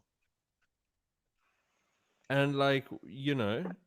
So the Angolans don't know how to deal with that. They think, we are the party, we are in charge, we stamp our feet, and you do what you're told. And it doesn't work like that anymore, because they've got balance of payments issues and they've got all kinds of problems, you know. And the yeah, Americans will and breathe down that's their actually, neck and force them to play ball. mm, but that's actually very important, because that's another point that in the argument that Du Toit made, Ziba Du Toit, he said that we need to start thinking in terms of power politics. Okay, we cannot just focus on these political systems. We need to move to interest-based politics and then power politics. And like you just said, there's always a workaround when it comes to party politics. So when you get these interest groups, and you can fight against a system even when it does not provide any mechanisms to protect yourself, there is a future. So the initial prediction was, we're looking at the rest of the world. Okay, so well, the biggest tension is ethnicity versus the state. Okay, and the trends they were looking at is saying, okay, well, minority rights are increasing all over the world. Interest groups are increasing. We have all these transformations of these nation states. So the nation state is becoming weaker. So we are going to try and catch this wave of minority politics. So ironically, if you look at the right wing in Europe and in America, they have a very negative view of the impact of minority rights and stuff like that, and civil rights movements, and what it has done to their respective countries. But we actually attempted to catch that wave. So this was kind of like the Yeah. initial prediction. It, Um, yeah, no, I think the yeah, thing is, regardless of what you're doing, it's a good cover up to a point, and I think we've exceeded that point now by going and attaching ourselves to Donald Trump, yeah, of course. because I look at what's going on in the movement now, and I say that they've become too noisy in this direction, and I think that they are shooting themselves in the foot a little bit because Yeah, so um, it's becoming hysterical. It's like everyone is aware of these. You're not going to convince anyone who isn't convinced, right? We know mm, that there's racial discrimination in this country. Nobody is going to change their mind now, you know. So what are yeah, you doing by shouting about it? Like it's not going to. The PR stunt is not going to win you any new followers. And so the yeah, question now becomes, and you speak to ordinary people. It's like everyone goes, yeah. We like you guys, but we'd very much like to see you guys move forward. And there's a lot of people who are getting very, very like tense about this question because they want to know, yeah, it's great, but when are we going to see tangible change, a new project that is going to change how our mm. lives are experienced?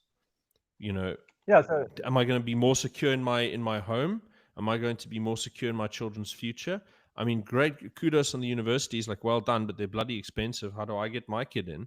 You know, and so there are a lot of questions out there that I think the movement, if they want to provide an answer to, and I understand that right now there's questions of finance, and there's questions of all kinds of stuff, but I think the government moving on this Intel operation with the list of 44. That yeah, list of 44 is sort of like the answer to the Groep van 63, because they're sort of saying, well, look, we have this position here that yes, you have grievances and life may be difficult for you in some ways, but never ever do anything about it because that would be racist, right? yeah, And we also don't want to associate with so and so, and you don't want to do this, that, or the other because that's hysterical. What are you afraid of? You're doing so well. Your lives are so comfortable, you know.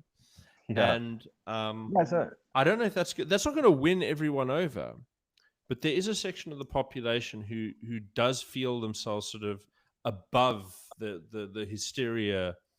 And so if solidarity starts seeming hysterical to that sort of sector that will be on the pivot, they're going to lose a sliver of people to the guys who seem more sort of like level headed and we're doing fine. And like equally, you've yeah, got this other problem from the other side, which is so you've got the beter-einders on one end and the bitter-einders on the other. And the bitter-einders, so now, I mean, I hope I'm not sort of mischaracterizing anyone to say that in that sort of cluster of ideas, you've got Willem Petzer and others, and they will say, listen, we need to see a more accelerated process. We need to see tangible wins. We need to see the interest politics fought more tooth and nail, and we need a more decisive position on things. And yeah, I worry that what's going to happen is that you have this sort of sensible center getting eroded by state-sponsored intel stooges in the media and academia and the NGK, which has always been an instrument of state power, on the one yeah, hand, and on the other hand, by people who don't have the equipment to replace what the solidarity movement is. And so if they win their battle too quickly, it actually destroys the whole landscape. So it's yeah. there's this very delicate balance that I see emerging right now, and the particular reason that I sort of see the list of 44 as potentially threatening is not just that sort of thing of we are calm and you are hysterical.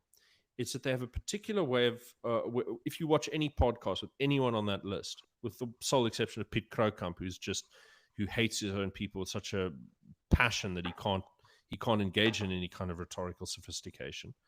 If you listen to anyone else on that list, what they do is they'll signal familiarity and sympathy with very hardline right-wing sort of discussions. Like they'll bring up Wits Base and his sort of Boer Kaapse Afrikaner sort of distinction, and deep things like this.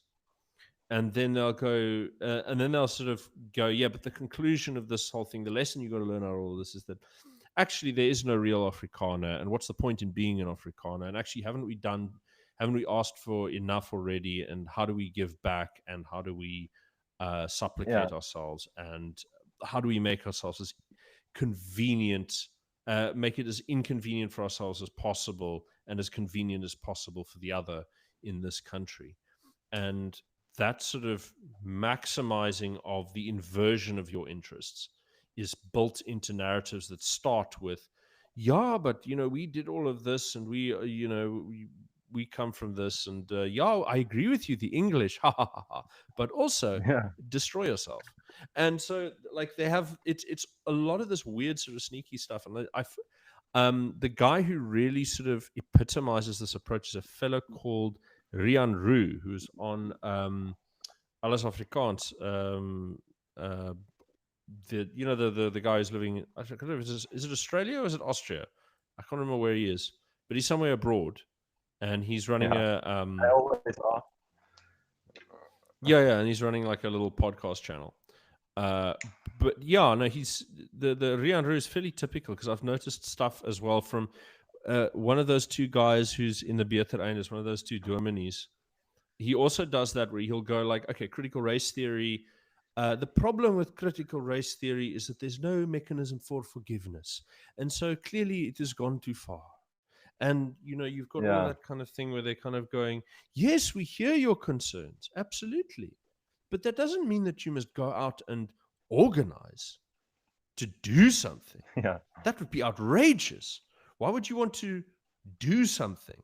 Why would you want to change anything? You must just let, black nationalists, no matter how extreme they are, just let them do what they want to do. And you help them do it. Because that's how you show that you're a good Christian, is you help them to destroy you. You've got to go into their communities and assist them in taking your property. Like that kind of thing. It's like absolutely, very twisty. Which is why I like Pete Krokkamp, because he just sort of says, no, everything is all right, and any Afrikaner who complains about anything is a racist and is evil, and the whole language must cease to be spoken altogether, except insofar as it is necessary to insult one another for being two Afrikaans. And there's no... The problem is that if people don't... If you're getting their views in drips and drabs, they just look like respectable people who are calling for calm and reason. If you listen to them for a prolonged period and you're literate, they are, deceiving. and it's odd. I mean, like the Beatereinders was like the euthanasia program for the nation. So I think just to finish up a formal point, and I think then we can move on to the development of the Afrikaner political landscape. So the initial, going back to, so those were the initial problems they were talking about. And the initial prediction was, okay, there's going to be this wave of minority rights. The nation state is becoming weaker and weaker. So we're going to catch this wave with our interest groups and our interest politics, and then we are going to, have a constitutional change. So obviously, sorry, I'm still here. I'm just going to get a glass of water. I'm still here. Yeah. Okay, I'll wait for you. No, don't wait. I'm just popping off to get a glass of water. I'm still here. Yeah. Okay. Yeah. So essentially, for those who are still listening, the initial prediction failed. Is to say that, okay, well, obviously we have to engage in these interest politics to protect our The interests that are most important to us, which would be language, culture, economic interests, demographic interests, and so on. Um, and we are going to use these interest groups in order to affect constitutional change. And this is going to happen via this global, or at least this Western trend of political systems that are being transformed by the advent of minority rights and civil rights movements and all these things. And obviously that prediction failed. So we are still in a state we have not gotten any concessions from the ANC on that point. So essentially, and okay, well, yeah. So that was sort of the initial development. But I think the sad thing is that even today, Solidariteit and AfriForum and Sakeliga, even though this is where they come from, that was those were the initial problems and remedies they were talking about. I still think it's very important because it is extremely effective. The idea of interest politics, the idea of the endurance of ethnicity, the idea of interest groups, and no one else has taken up this type of mindset. And what they talk about today is centralized power and devolution, and they talk about state proofing. So they have it's actually kind of the water they are swimming in. So they're kind of taking it for granted that these were the the initial reasons for why we had to move in this way in the first place. Because if there were 40 million Afrikaners in South Africa, I don't think we would have gotten here. We wouldn't have had a need for any of these things. So if you listen to someone like Flip Bass, he will say, well, we have become too reliant on the state, and that was a very negative thing of apartheid. So we had to learn to take care of ourselves. And they're talking about centralized power, and they're talking about corruption and all these different things. And for that reason, I think no one is taking the central lessons, which are those initial premises and conclusions that they reached. And especially like the Bitter Einders and any other ethnicity you can think of. The English are nowhere near something like this. Even in the Afrikaner political landscape, you have the Vryheidsfront, and they're going full steam ahead, just face planting in the political system. So yeah, Yeah, I mean, so that's there an was kind of this interesting doorstep. point there when you bring up the phrase from Plus. Just to elaborate on that point a little bit, I think in context, what you're seeing is you're seeing them play this game where they've looked at the results of public polling, and the public polling says people like the GNU. The GNU is popular. Yeah, Therefore, we should stay in the GNU. And I know that's yeah, how it's they're just thinking. And the worst part about it is that the overlap between the kind of person who thinks the GNU is fantastic and the kind of person who votes Vryheidsfront Plus is basically zero. yeah, So it's an incredibly daft idea. You don't vote Vryheidsfront Plus because you like the status quo. You vote Vryheidsfront Plus because you want to rebel against the status quo. You want to stick it to the DA, you know, yeah, and this is so there's a mismatch in thinking at the top of that party. Part of it is due to vested interests of senior party members. So as much as I love Corne Mulder, the reality is that he has to bargain with people like Peter Groenewald.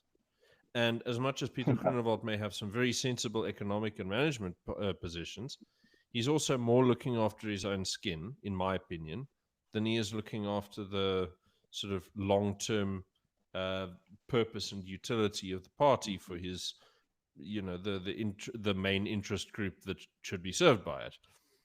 yeah. But this is a separate issue. I mean,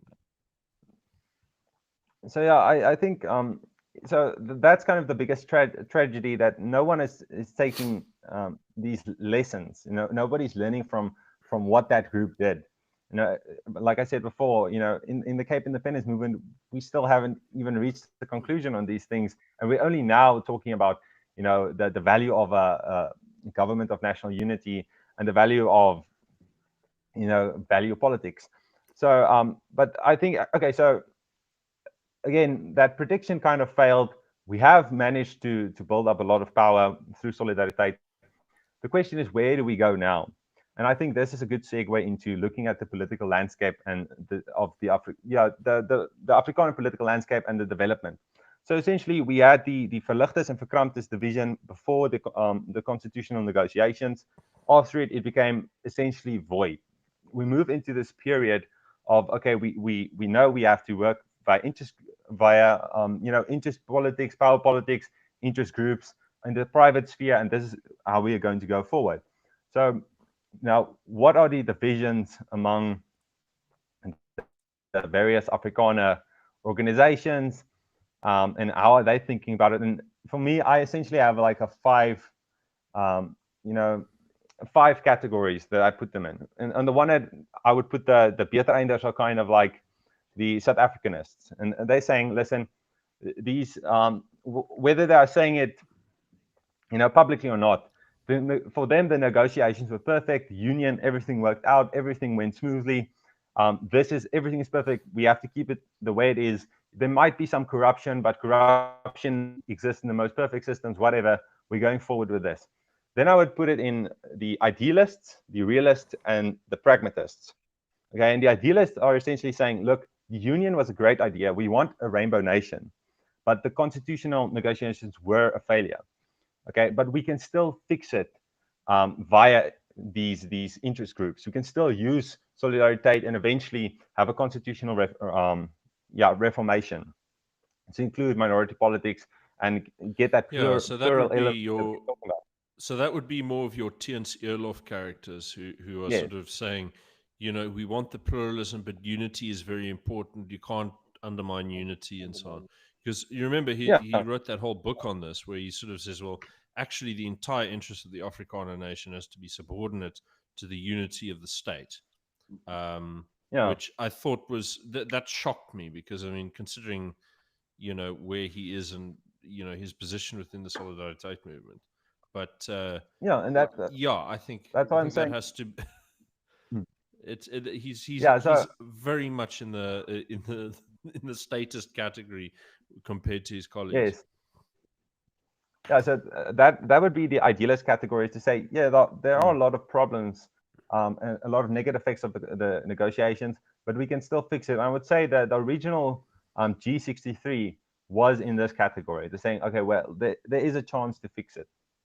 Okay, now I Mm. think, okay, I would say in the pragmatist area, well, let's cover the realists first.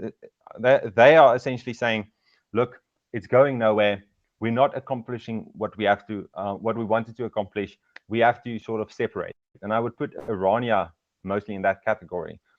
Um, and obviously, you can talk about Koos Malan. This idea of, as the state collapses, a power vacuum is going to open up. We are going to fill this power vacuum, and eventually, via building a parallel state, we're going to achieve our independence. So Yeah, and that would I I would mean, put I find that very realism. interesting because I do know that Kali Kriel and Kusmalan both fall in that category, but there is a distinction I think needs to be made amongst these people is that all of the guys that I've spoken to in the movement who have these ideas, Yeah, they have this position descriptively, not prescriptively. So okay, they may like this outcome, but they're not yeah, prescribing very radical actions towards its achievement. They have this position that it is an inevitability, and we just have to wait for the fruit to be ripe and it'll fall into our hands.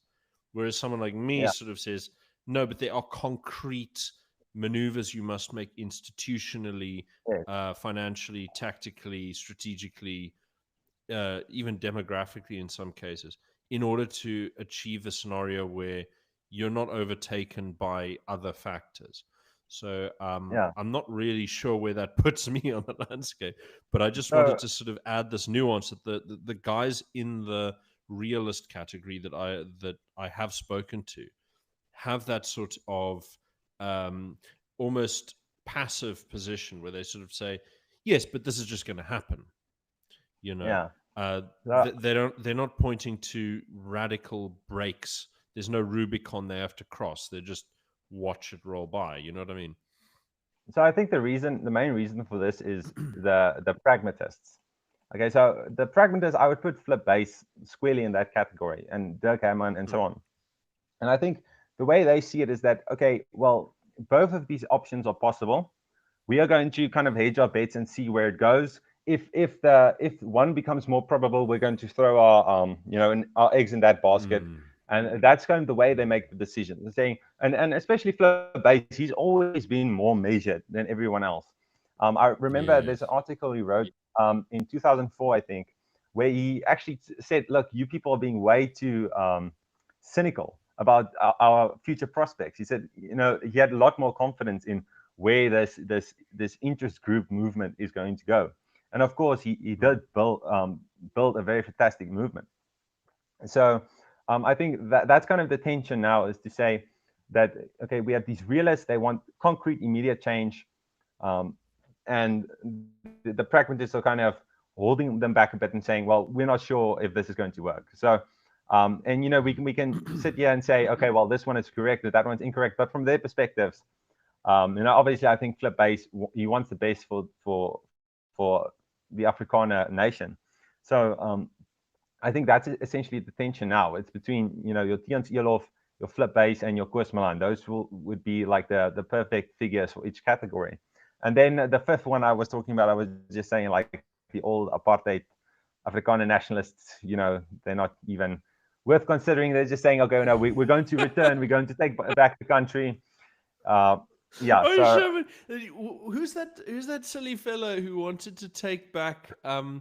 There's a group of guys who published like a little map of like this whole sort of section above there in the top, like Pretoria and that lot. the They're Buddha gonna break public. that away into a new. Yes, yes, they want to make like a new Yeah. Buddha Republic.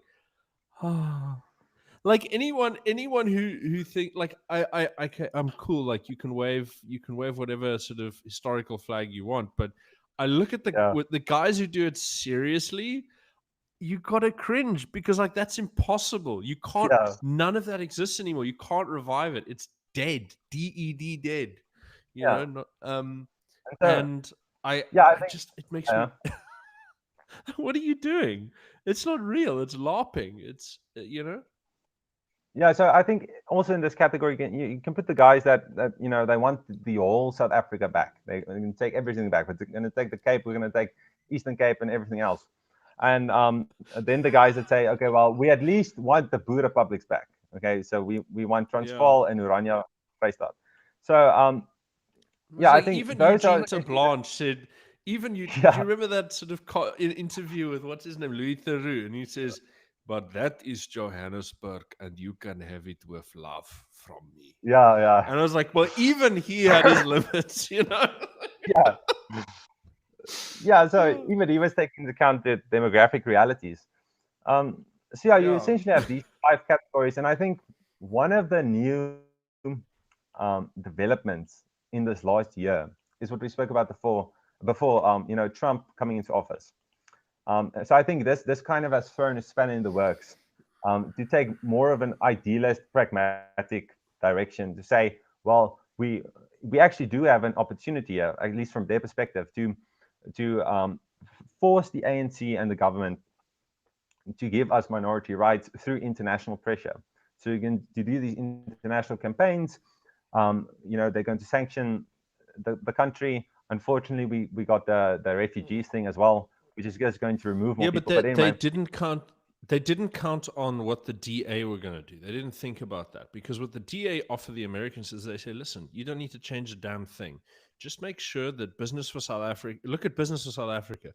You can yeah, package all of your investment through Rothschild Capital subsidiaries in South Africa, and you can get all of these lucrative public-private partnerships with the state.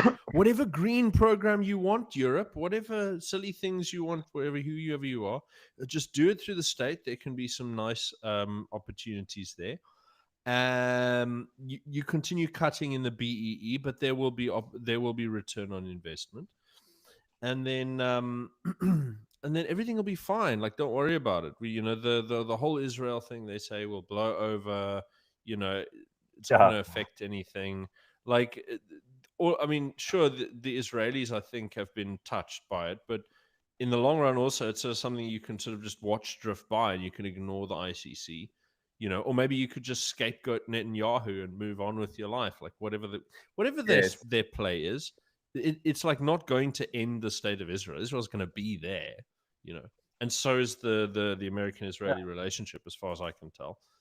So there's sort of like a whole Yeah, bunch of things that you can sort of ignore, and then Solidarity is left holding their balls in their hand, saying like, okay, well, I mean, after this is all blown over, they're going to sort of look at it and go, yeah, well, we've made some friends and we've built some ties internationally. And so that's always good. There's nothing wrong with that. That's great. yeah, But they're going to be standing there and they're going to go, like, did we get any lasting concessions from the state during this period? And I think the answer yeah, is going to be a resounding no. That's my bet. Is I don't think that they're going to have any lasting concessions from the state. And in fact, I think they're going to lose a bit, not much, but enough public sympathy that it'll be noticeable.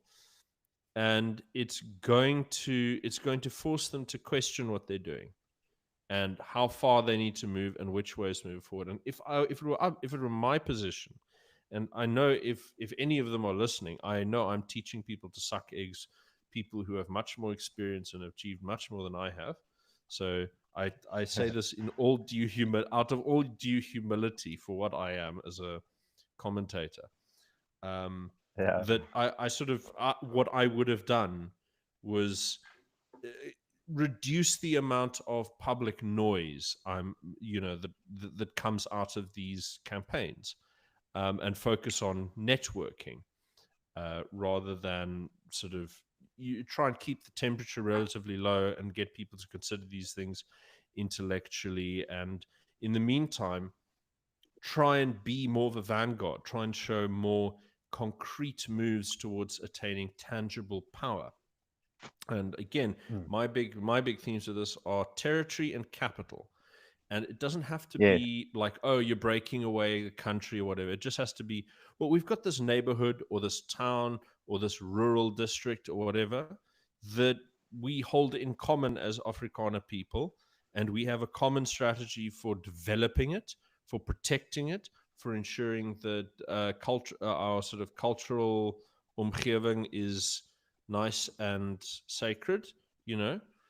Uh, yeah, and the development's done through the coordination of capital. And so this has to be done by coordinating small businesses, by coordinating homeowners, by coordinating small financial institutions, and it has to go internal back migration to as well. yeah. But I mean, this is the thing: the internal migration is driven by the Solidarity has all of the ingredients.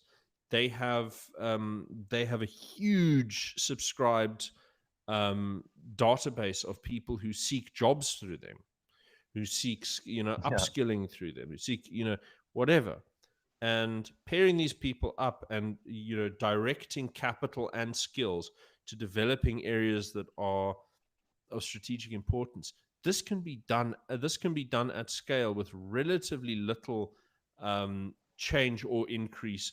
In fact, I don't think you need to increase the amount of labor in the central administration that they've got. You only need to slightly simplify and rationalize the movement's administrative staff. And that'll completely change how these things are run.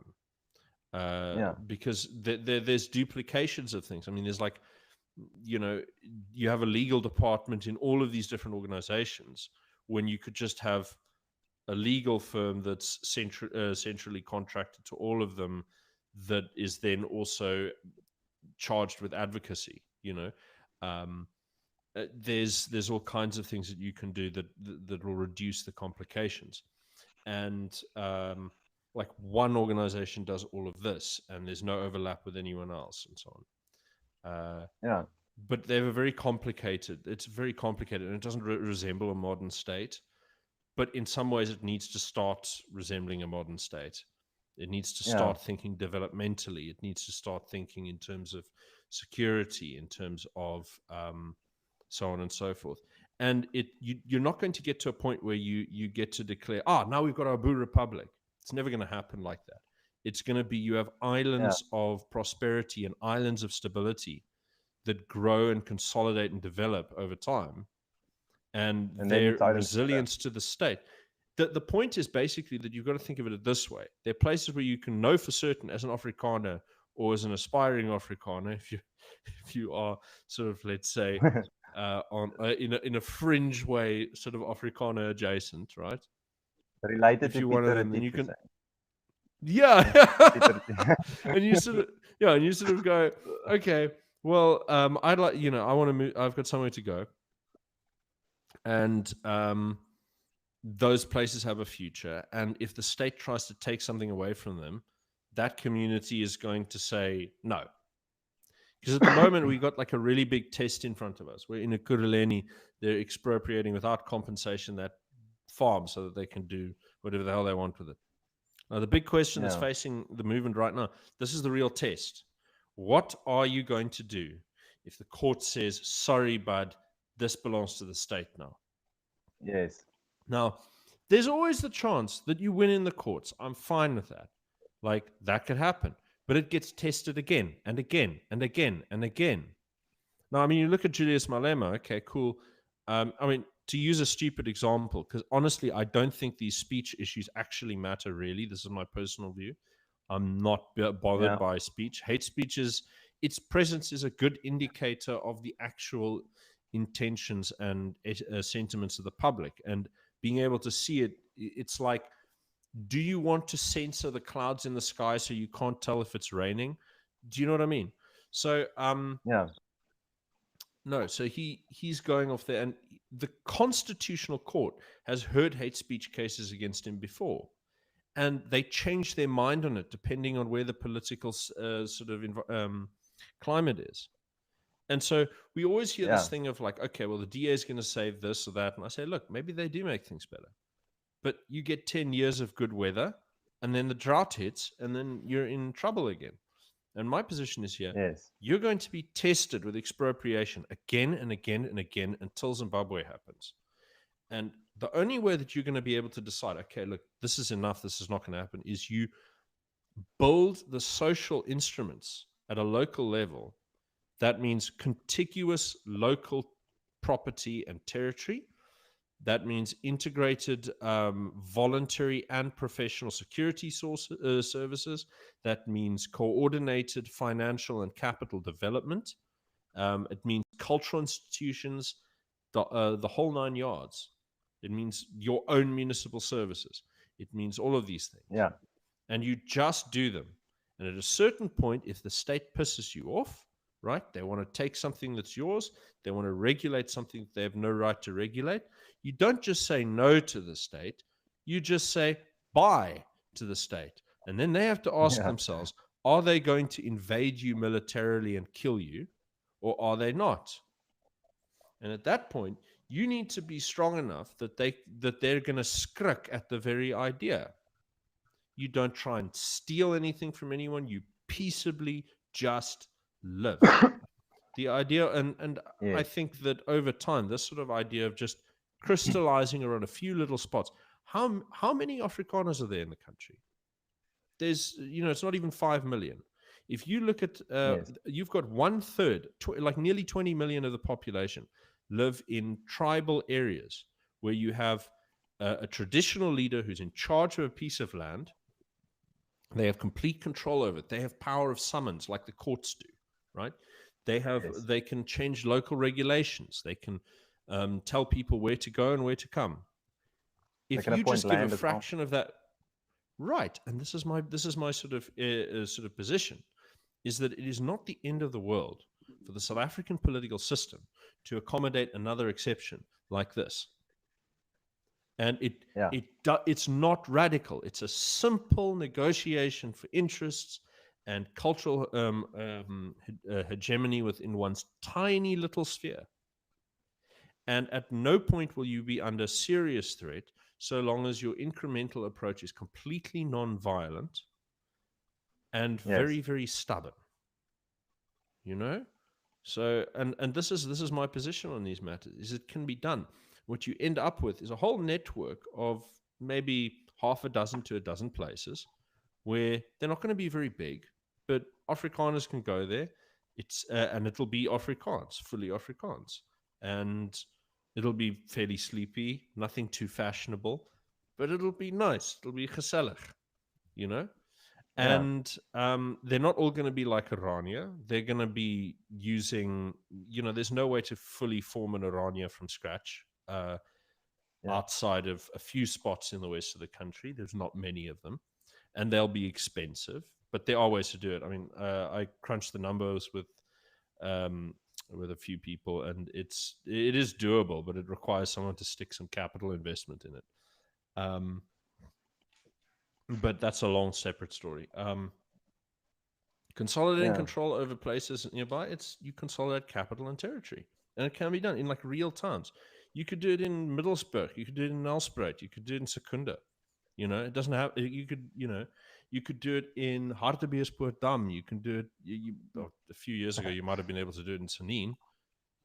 You can do it in Pretoria and Bloemfontein. Yeah. But these actions require large scale organization, and the question is, none of these are things where none of these projects are going to be massively expensive in on themselves, but they are very, very time consuming. It's coordinating other people, So, but my sort of perspective on this is if you don't make the conscious decision to move and coordinate these things and say, yes, we are going to take the lead. We are going to be leaders in our area. We are going to lead you across the Rubicon. You can't just wait for the banks of the Rubicon to rise to meet you, because then you're drowning. Yes. Cross it while it's shallow, tortured metaphor that is.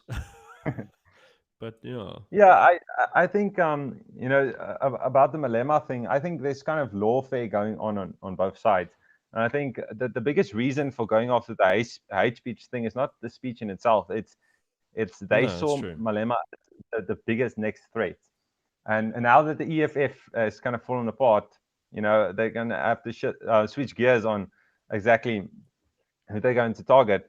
But yeah, I think that was a good way of explaining, the realist position, and I'm also in favor of the realist position. But we'll see where it goes. I think the next big question is really Tiens Elof and where he's going, and his impact on the entire movement. But I think for now at least, the biggest things you can learn from the groep van 63 is those crucial lessons. And I think especially for the Cape Independence movement, I think any other Afrikaners who are not on board with Solidariteit, if you're not on board with Solidariteit or Afriforum or anything like that, the Bittereinders, for example, you still have to take these lessons into account. Okay, you either have to do something serious in terms of creating interest groups, or if you want to engage on a like the Cape Independence movement on a political within party politics, you need to change your approach to interest-based politics. And just to clarify one thing, when I'm talking about interest-based politics and the endurance of ethnicity, I'm not saying that every ethnicity, everyone must break up and no one can work together or anything like that. That was also a point of the of the groep van 63, is to say that being a purist in a country like South Africa, where you're as small as you are, it's silly. It's very silly. You can't be purist. I also just want to say that we have multiple ethnicities with shared interests. So the Coloureds and the Afrikaners have a shared interest in language. And if we are going to play this Cape Independence game, even if we're going to do it via something like a referendum party or Cape Independence Party or whatever else we are going to do, first of all, we do need a private sphere interest group approach as well. And it's going to take a very long time to develop. I don't really know how we're going to get there. But on the other hand, if we're going to play in the party politics game, and there are some mechanisms we can make use of, especially because we're in the Western Cape, along with the Coloureds, we still make a majority. We have a lot of shared interests. We have to advocate and come together based on those interests. Okay, so we might say, okay, well, they have. And I mean, that's land, language. It's land, language, and then utilities. Religion. Actually, as it turns out, not religion. Religion is actually the one you want to steer away from. But No, well, utilities actually, because colored people tend to live in formal housing more than black people do. okay, So what happens is that they end up through these surcharges on the utilities, they end up subsidizing informal settlers from outside the yeah, province. So you get these kind of problems that are very, yeah. You can see they yeah, come out of the woodwork when you shake the tree. yeah. So, but those are the biggest lessons, especially for and again, I don't want to be too critical of Phil Craig, but those are kind of the lessons he has to take into account. We Mm. have to have a very, very specific approach to the specific interest of the shared interest of the various ethnic groups within the Cape. And that's why I like talking about something like the heritage peoples of the Cape. Um, Yeah. Oh, I okay, what is it? legacy residents or heritage Cape population. Yeah, those are Yeah. it's Another quite lesson I fair. also want to touch on, which is very weird, which was very weird for me discovering it, in the Anglosphere and in the Afrikaner sphere, everyone talks about culture in relation to politics. Everyone talks about economics in relation to politics and all these different things. But the approach in the Afrikaner sphere is actually much different. So if you talk about something like a culture wars in America, what really does that entail? And what it really is these vague monocultural battles where one is going to win and another one's going to lose, and that's kind of going to set the tone for some political development or some political support. So Mm. feminism and traditionalism, whatever, something like that. But when Afrikaners talk about, they talk about a cultuurpolitiek. Okay, so it's very specific that any political developments you're going after. Okay, well, you have various different approaches. So you have a taalpolitiek, a language politic, you have a culture politics, and you have an economic politics, and there are a few more things as well. But you have to take a very specific approach, and divide all these different things, and work based on that. To for when we talk about culture politics in the Afrikaans way of going at it, it is about looking exactly at what the interests are of our. The way I like saying it is to say that what are our interests, what functions or actions are threatening those interests, who are performing those actions, and yeah, and that is the person you have to target eventually. Okay, so you don't have to pull enemies out of the sky. But again, it needs a much, it needs an approach with much more texture. That's what I want to say.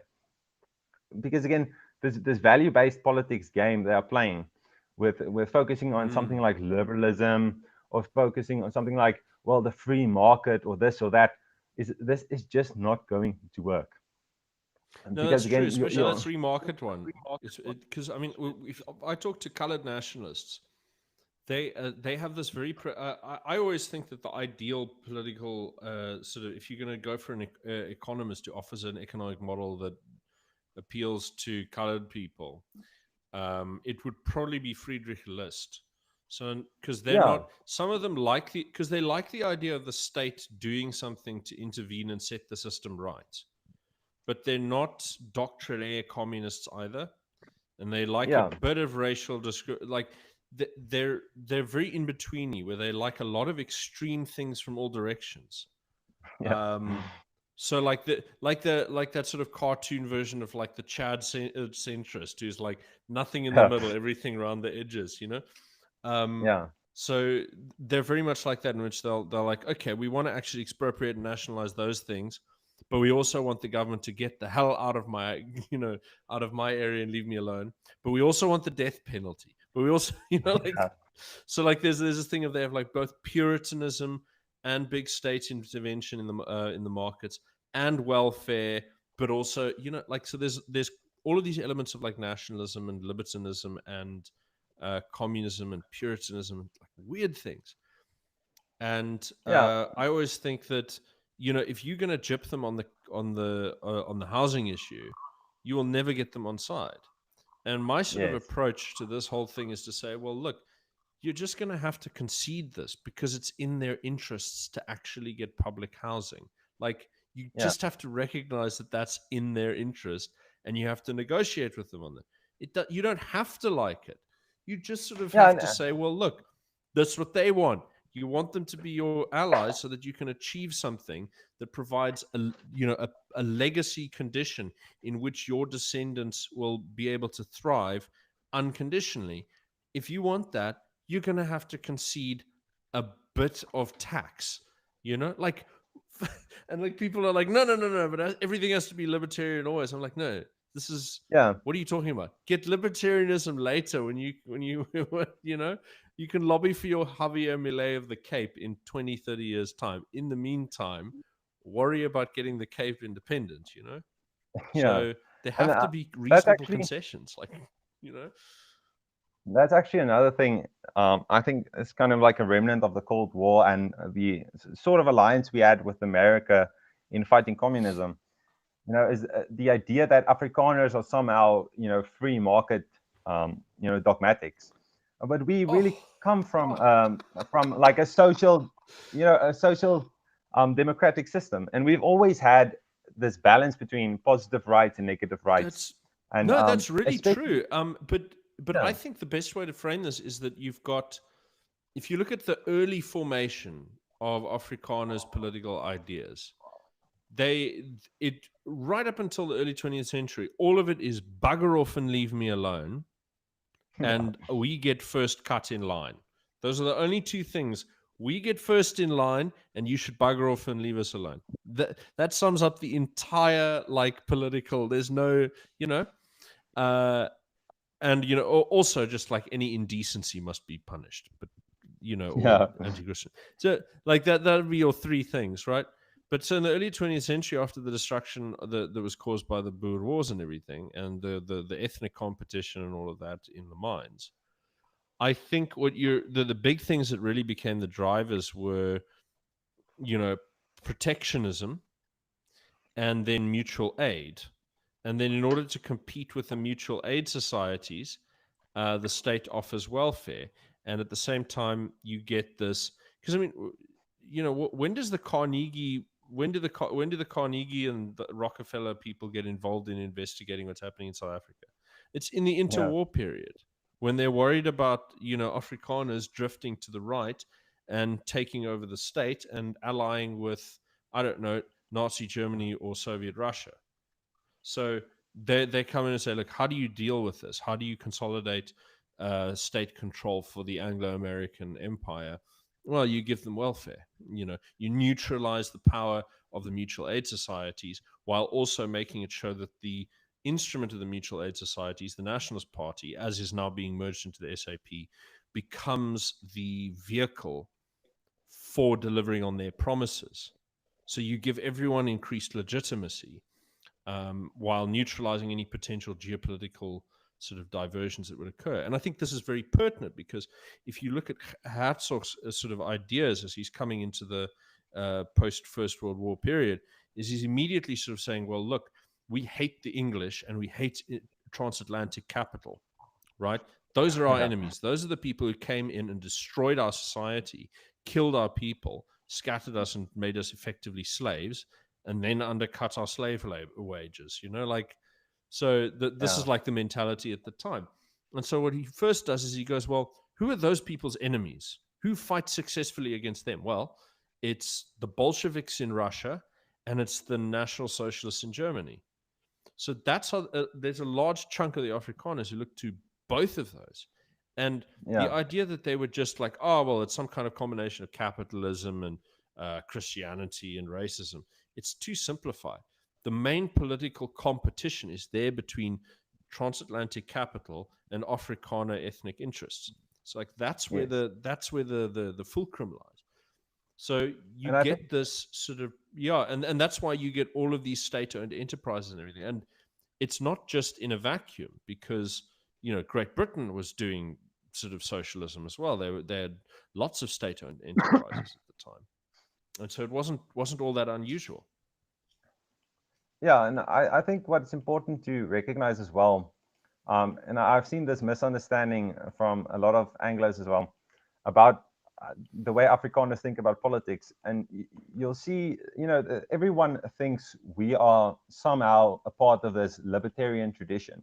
But if you look, for example, at how Aaron's Roots talks about, rights and freedoms, when he's speaking to an Afriforum crowd, for example, and how he speaks about it when he's speaking at CPAC is completely different. When he speaks to the Afriforum crowd, he's speaking about, you know, um, you, you have a system, again, this communitarian traditionalist system that includes both positive and negative rights, where the community is expected to contribute to the individual and vice versa. Okay, and Mm. through that you can also justify ecclesiastical authority. You can justify, Yeah. economic proposals as well. But when he speaks at CPAC, he's talking about socialism. Why? Because that's what those people care about. Okay, so a lot I've seen also some Afrikaners become confused, and they're taking all these libertarian talking points, and they're kind of going the way of the American style of doing things, the way of the GOP, and they're thinking that Actually, this it's is what funny. Yeah. Afrikaners are all about. But really, you have to understand that when we are making these international alliances, you have to kind of adjust your language a bit, because I don't think that the Americans would be happy about any of the communitarian elements that we're talking about. And you can especially see that, I think, Van Staden and what's that other guy from the Rational Standard, that they Mm. had a pretty hysterical response to what communitarianism is. But essentially, communitarianism is a more voluntary uh, instance of what we had before. Okay, so there's still No, this that's quite correct. Yeah. involvement of the individual and the collective, and these various sub identities of the family, of the language, of the culture, and all these different things of the religion. And the Mm. different, um, what do you call it? Different interpretations of the religion. And yeah, so I think that's one thing people have to take into account, especially, and I'm keep returning to the Cape Independence movement. But yeah, Yeah, well, there's the a Cape lot more. Independence movement is nowhere near where it should be. We've got so little time to move, and so much to do, Yeah, and it's not there. So I yeah, don't it's just I don't want to pretend that we don't have enormous glaring weaknesses. Um, you know yeah, and that would and be so I silly. think when we are thinking about something like that compromise we talked about before about free housing, and anyway, Urania does something similar as well. So I don't understand why any Afrikaners would be against it. But when there is a conflict between ethnic interests, you at some point you have to ask yourself, look, is it in their interest, and is it politically beneficial for us to concede to this interest?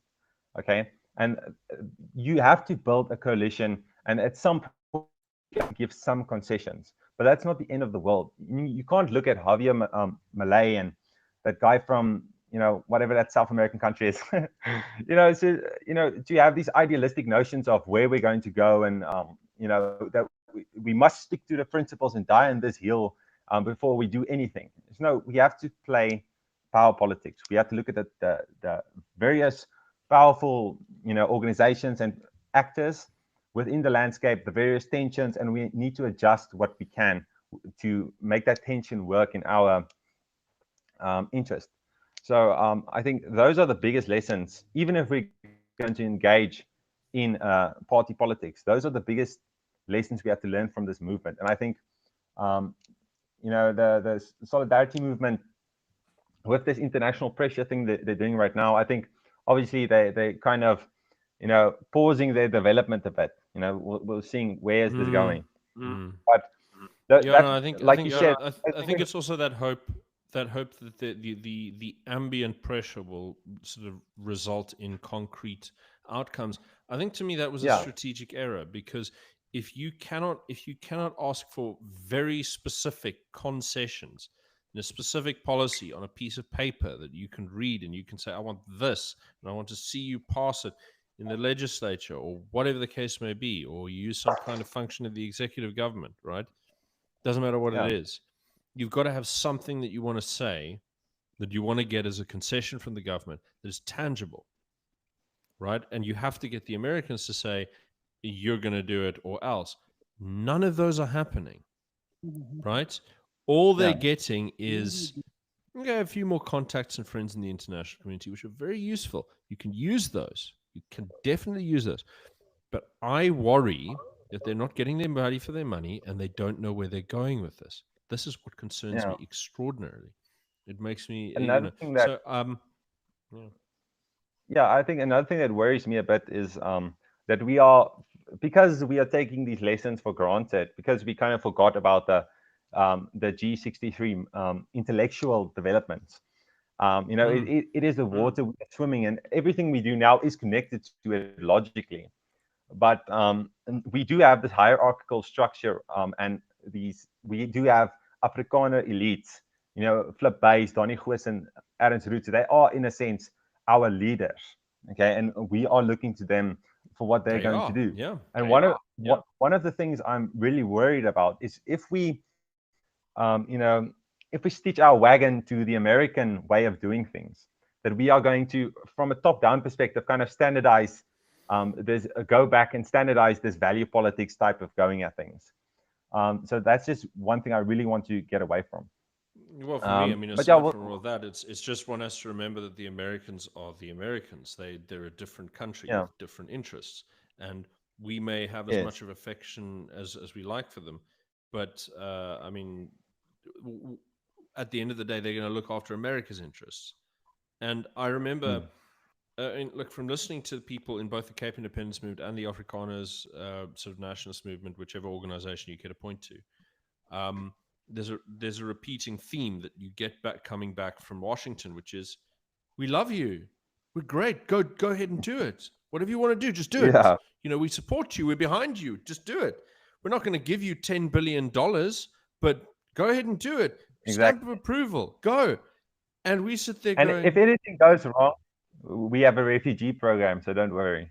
It's kind of the way they're that's what going they're at it. telling us. They're giving us the like they're giving us the green light to say do something, and everyone's like, but we thought you would do it. Like, no, it's not how it works. We need to hustle now. We need to do something radical.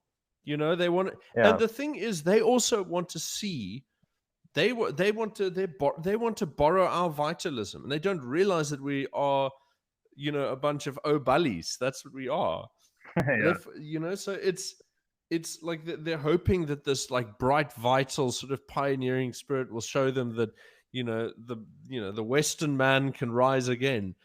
And what we're yeah, doing is we're failing to rise in more, yeah. and I think, yeah, yeah, I think another development, and I'm not sure if I'm having this correct, but for me, another development within the last few years, we went essentially from this idea that no one's going to save this to no one's going to save us. We have to do it ourselves. To okay, well, we are a small nation and we kind of do need an international patron to help us in some sense. yes, but And but it's a complete flip and it strikes me as people like hearing a hysterical message, I think. yeah, And not saying that solidarity is being hysterical necessarily, but I'm saying it no, becomes a hysterical message in the way that it's received. yeah, So, and I think people like the hysterical message because then it stops being about, guys, we're on our own, therefore we need to do this. It starts becoming, yeah, look at me, I'm on my own. Look at me, I'm on my own, and it doesn't go beyond the look at me. And a yeah, lot of people are like that. They go like, haha, I win because I have proved that I'm actually racially discriminated against. I'm like, yeah, well, what prize did you just win? Because that's yeah, what they call a booby prize, and you're the boob. It's stop whining about it. If you don't have a solution to it, all you can do is describe what the actual scenario is. So, like, okay, yeah, here's what it looks like. I don't like it. Okay, and what's the next move? Sakeliga have answers. They're trying things, right? mm, Um, but ultimately, the only element of the entire political community, there are only three elements of the entire political community that can, even in theory, actually stop anything from happening, and that is Cape secession, Zulu secession, and Yeah. Afrikaner enclave secession. It's those three elements. Nothing else can change the system. I Now, think yeah, well, not from below anyway. I mean, you can get there are some concessions that you get now from, like, the permanent oligarchy are extracting from the Ramaphosa administration, but they're not yeah, concessions that we're going to benefit from in any meaningful sense. So yeah, yeah. I let's think let's be serious about it. It's not going to come from all the small, like Sakaliga, the on in the best day, on the most perfect day, they are not going to upend the system. They're going to provide us wiggle room and allow us to play for time. But in the yeah. last and in the final analysis, it's down to solidarity and those leaders to make big moves, Mm. and that's all it Yeah, comes and, down to. Yeah. look, we still have a lot of you know, things to our disposal. We can still do a tax revolt, for example, if we do it properly. There are a lot of things that we can do. So I Oh don't no, think that's a we scary should. one. You don't pull that trigger twice. That's I that's know, the I know. nuclear But option. the point is to say that there's a lot of potential still. I think we need to be optimistic about that. I think obviously, given we are kind of in a limbo situation right now, and I think the three biggest questions is going to be the land courts bill, the expropriation without compensation, and then if you want to think on an international level, what's going to happen in the 28 elections in America. Oh Because yeah. I think you said that the ANC might hold back for a while. We have some international support, so That's those are correct. the So biggest. they're gonna press the button in 2029. Yeah. And So as far as I'm concerned, they've sketched out their whole timeline for way ahead of time. You got to remember, so they have this two-stage theory of the National Democratic Revolution. Immediately upon gaining power, they say we are going to defer the second phase. You can read it in their policy documents. It's clear as day. Now is not the time to expropriate. We are going to focus on building up black middle class, black elites, a black vanguard, all of this, uh, generating control over the levers of power throughout the country. That's what they did. And then in 2012, the balance of the balance of capital ownership between the white population and the black population hit around 50-50. It's been relatively stagnant since then. So even as the white population become more and more financially leveraged, the net ownership has remained roughly the same, right? So this is like housing, stocks, like the whole nine yards, right? And that's partially because yeah, a lot of a capital flight, a lot of immigration, and so on. So 2012, you hit this balancing point, and then what happens, right? Immediately, you have the ANC releasing Zuma and Ramaphosa together drafting this document, right? And they say, here now is the second phase, and here's how you do it. They line it all up and they say implementation will begin after 2017. Ramaphosa comes in 2017, announces it's going to be implemented. And it's a gradual rolling forward. You watch most of the laws that he's passed under his administration. Yes, a lot of them have had implementation, have had great amounts of input from the American deep state through NGOs like Section 27 and a whole bunch of others who made demands of them for the National Health Insurance Act, amongst others, right? So it's partially American legislation that they've been pushing through. But yeah, at the heart of it, this is part of a natural progression of their policy, and they move slower than you do. They think in mm, generations, right? They've been around yeah, since 1912. They see 1652 as new, yeah, and you are seeing 1652 as Tukasada. They are seeing it as new. You are still new here. You are still an immigrant. That is how those people are viewing you. So it's, I remember, that quote that, I don't know if it's really Robert Mugabe, but it's attributed to him sometimes, where they say, well, he's The minerals were in the ground before the white man came. They'll be here 100,000 years after they're gone. If we want to Yeah. dig them out, we'll dig them out. There's time. And so Yeah. there's this in my estimation, there's a fundamental misperception of the African mind, where almost everybody says they can only think 1 second into the future and 1 second in the past. No, the reason they're not worried about 5 years time or 10 years time is because they're worried about now and eternity. And in Yeah. between there's a lot of fuzz. And eternity is a long damn time, and they are very patient. So, Yes. like, there's plenty of time to have fun because there's eternity, you know. And when you Yeah. die, you just fall into the stream again, and there's more eternity to be had for both you and your descendants. So, Yeah. this idea that they can be played with, we're the ones who are being played with because we're not. We are not willing. We've lost our traditional sense in that very sort of Rene Guénon sort of Julius Evola, that sort of woo sort of sense of tradition.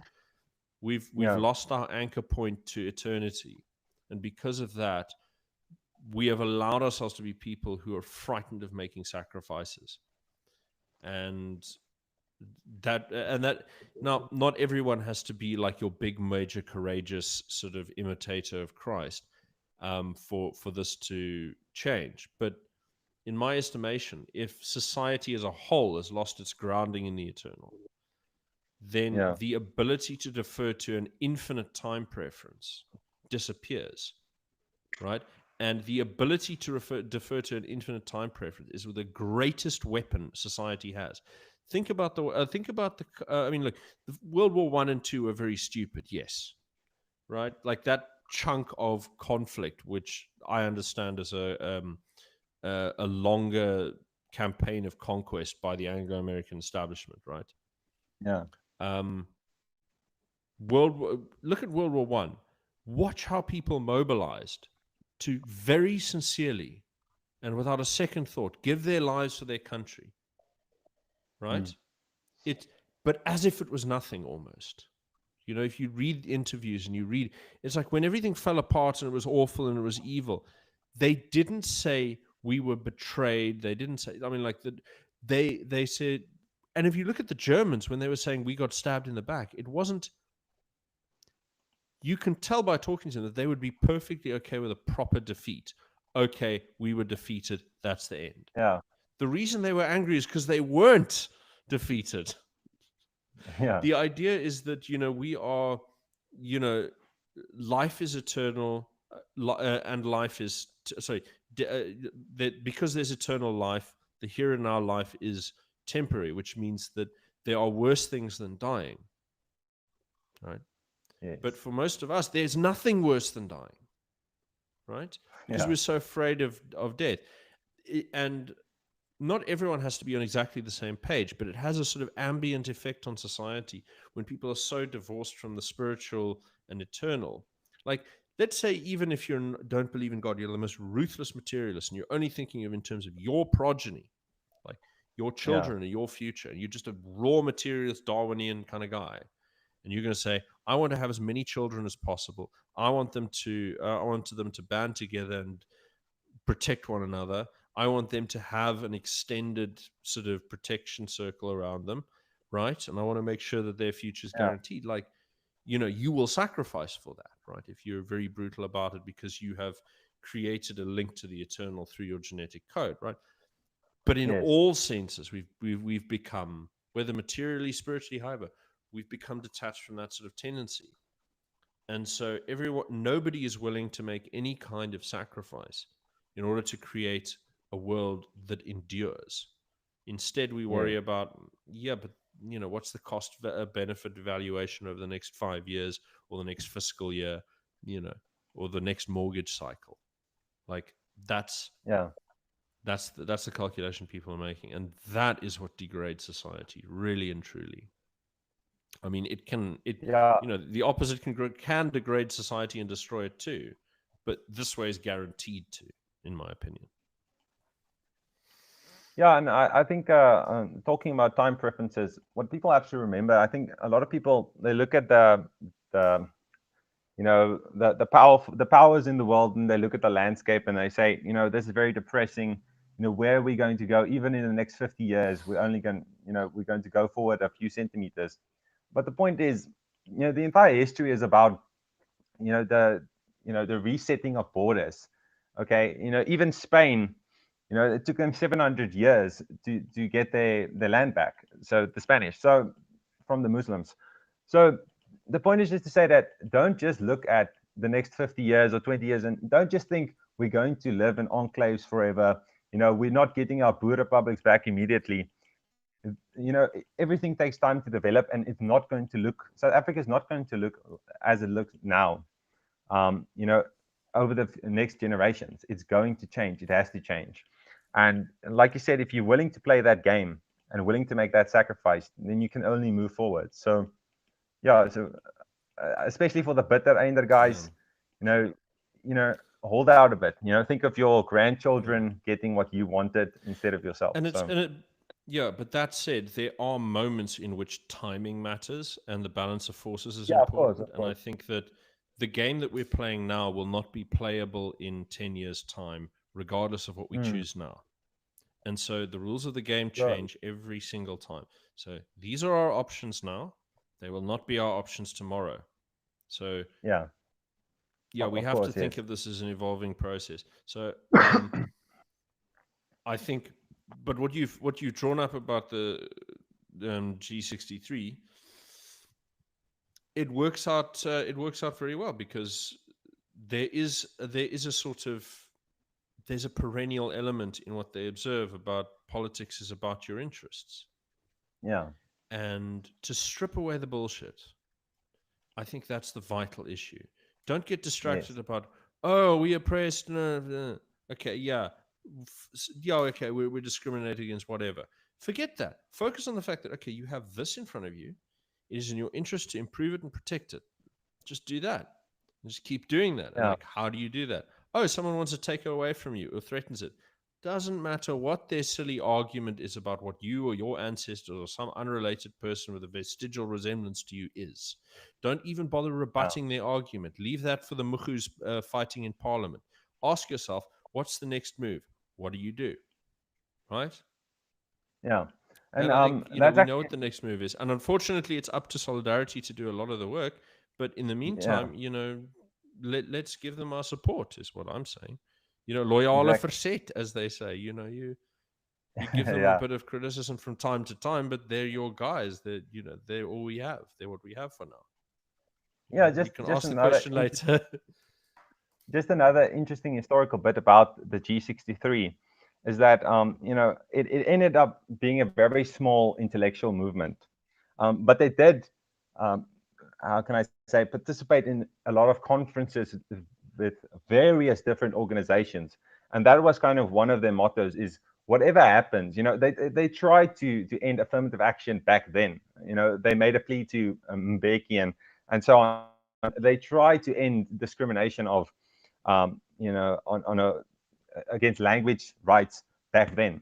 Okay, but that is kind of the thing they do. They say we are willing to engage, and then if it doesn't work out, we are willing to make a decision and move on. And that's one of the problems I see if you talk about the far right, especially in Europe and America, is that they have way more intellectuals than we have. They have way more, academics. They have way more businessmen, and a lot of them are connected in a sense. Especially if you look at something like the dissident right, um, but they are just unwilling to come to the table, unwilling to hear what their fellow countrymen are saying, and unwilling to make a decision. And that's one of the things I really like about the G63, because if you really break it down, everyone in that movement had differing opinions. Even Huisin and Malan, they're like best friends, but even they disagreed on some stuff. But that is the point. They're going to a conference. They're inviting a bunch of people to set forth a certain plan or certain idea or certain research project. And when it's settled, they talk about it, they make a decision, and they move on. And if the plea fails, you move on and do something practical. And it's just that iterative process that has given us the solidarity we have today. So I think that's another thing that people should really look at is, an instance of what you just explained.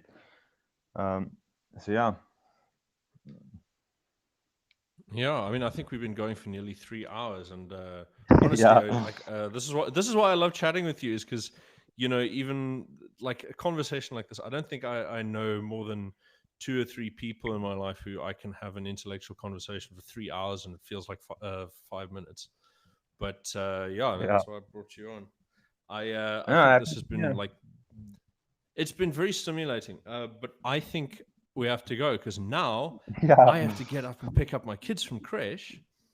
And I think everyone needs to get on with their day. But yeah, thanks for Yeah. coming on. It's been an enormous No, pleasure. no, thank you. Yeah, and just one last Yeah. thing. Everyone who's not an Afrikaner, who's not part of the solidarity movement, please take these lessons into account. And yeah, that's all I want to say. And yeah, thank you for having me on, Yeah. man. All right. Okay. Well, cheerio, Leonard. See you around.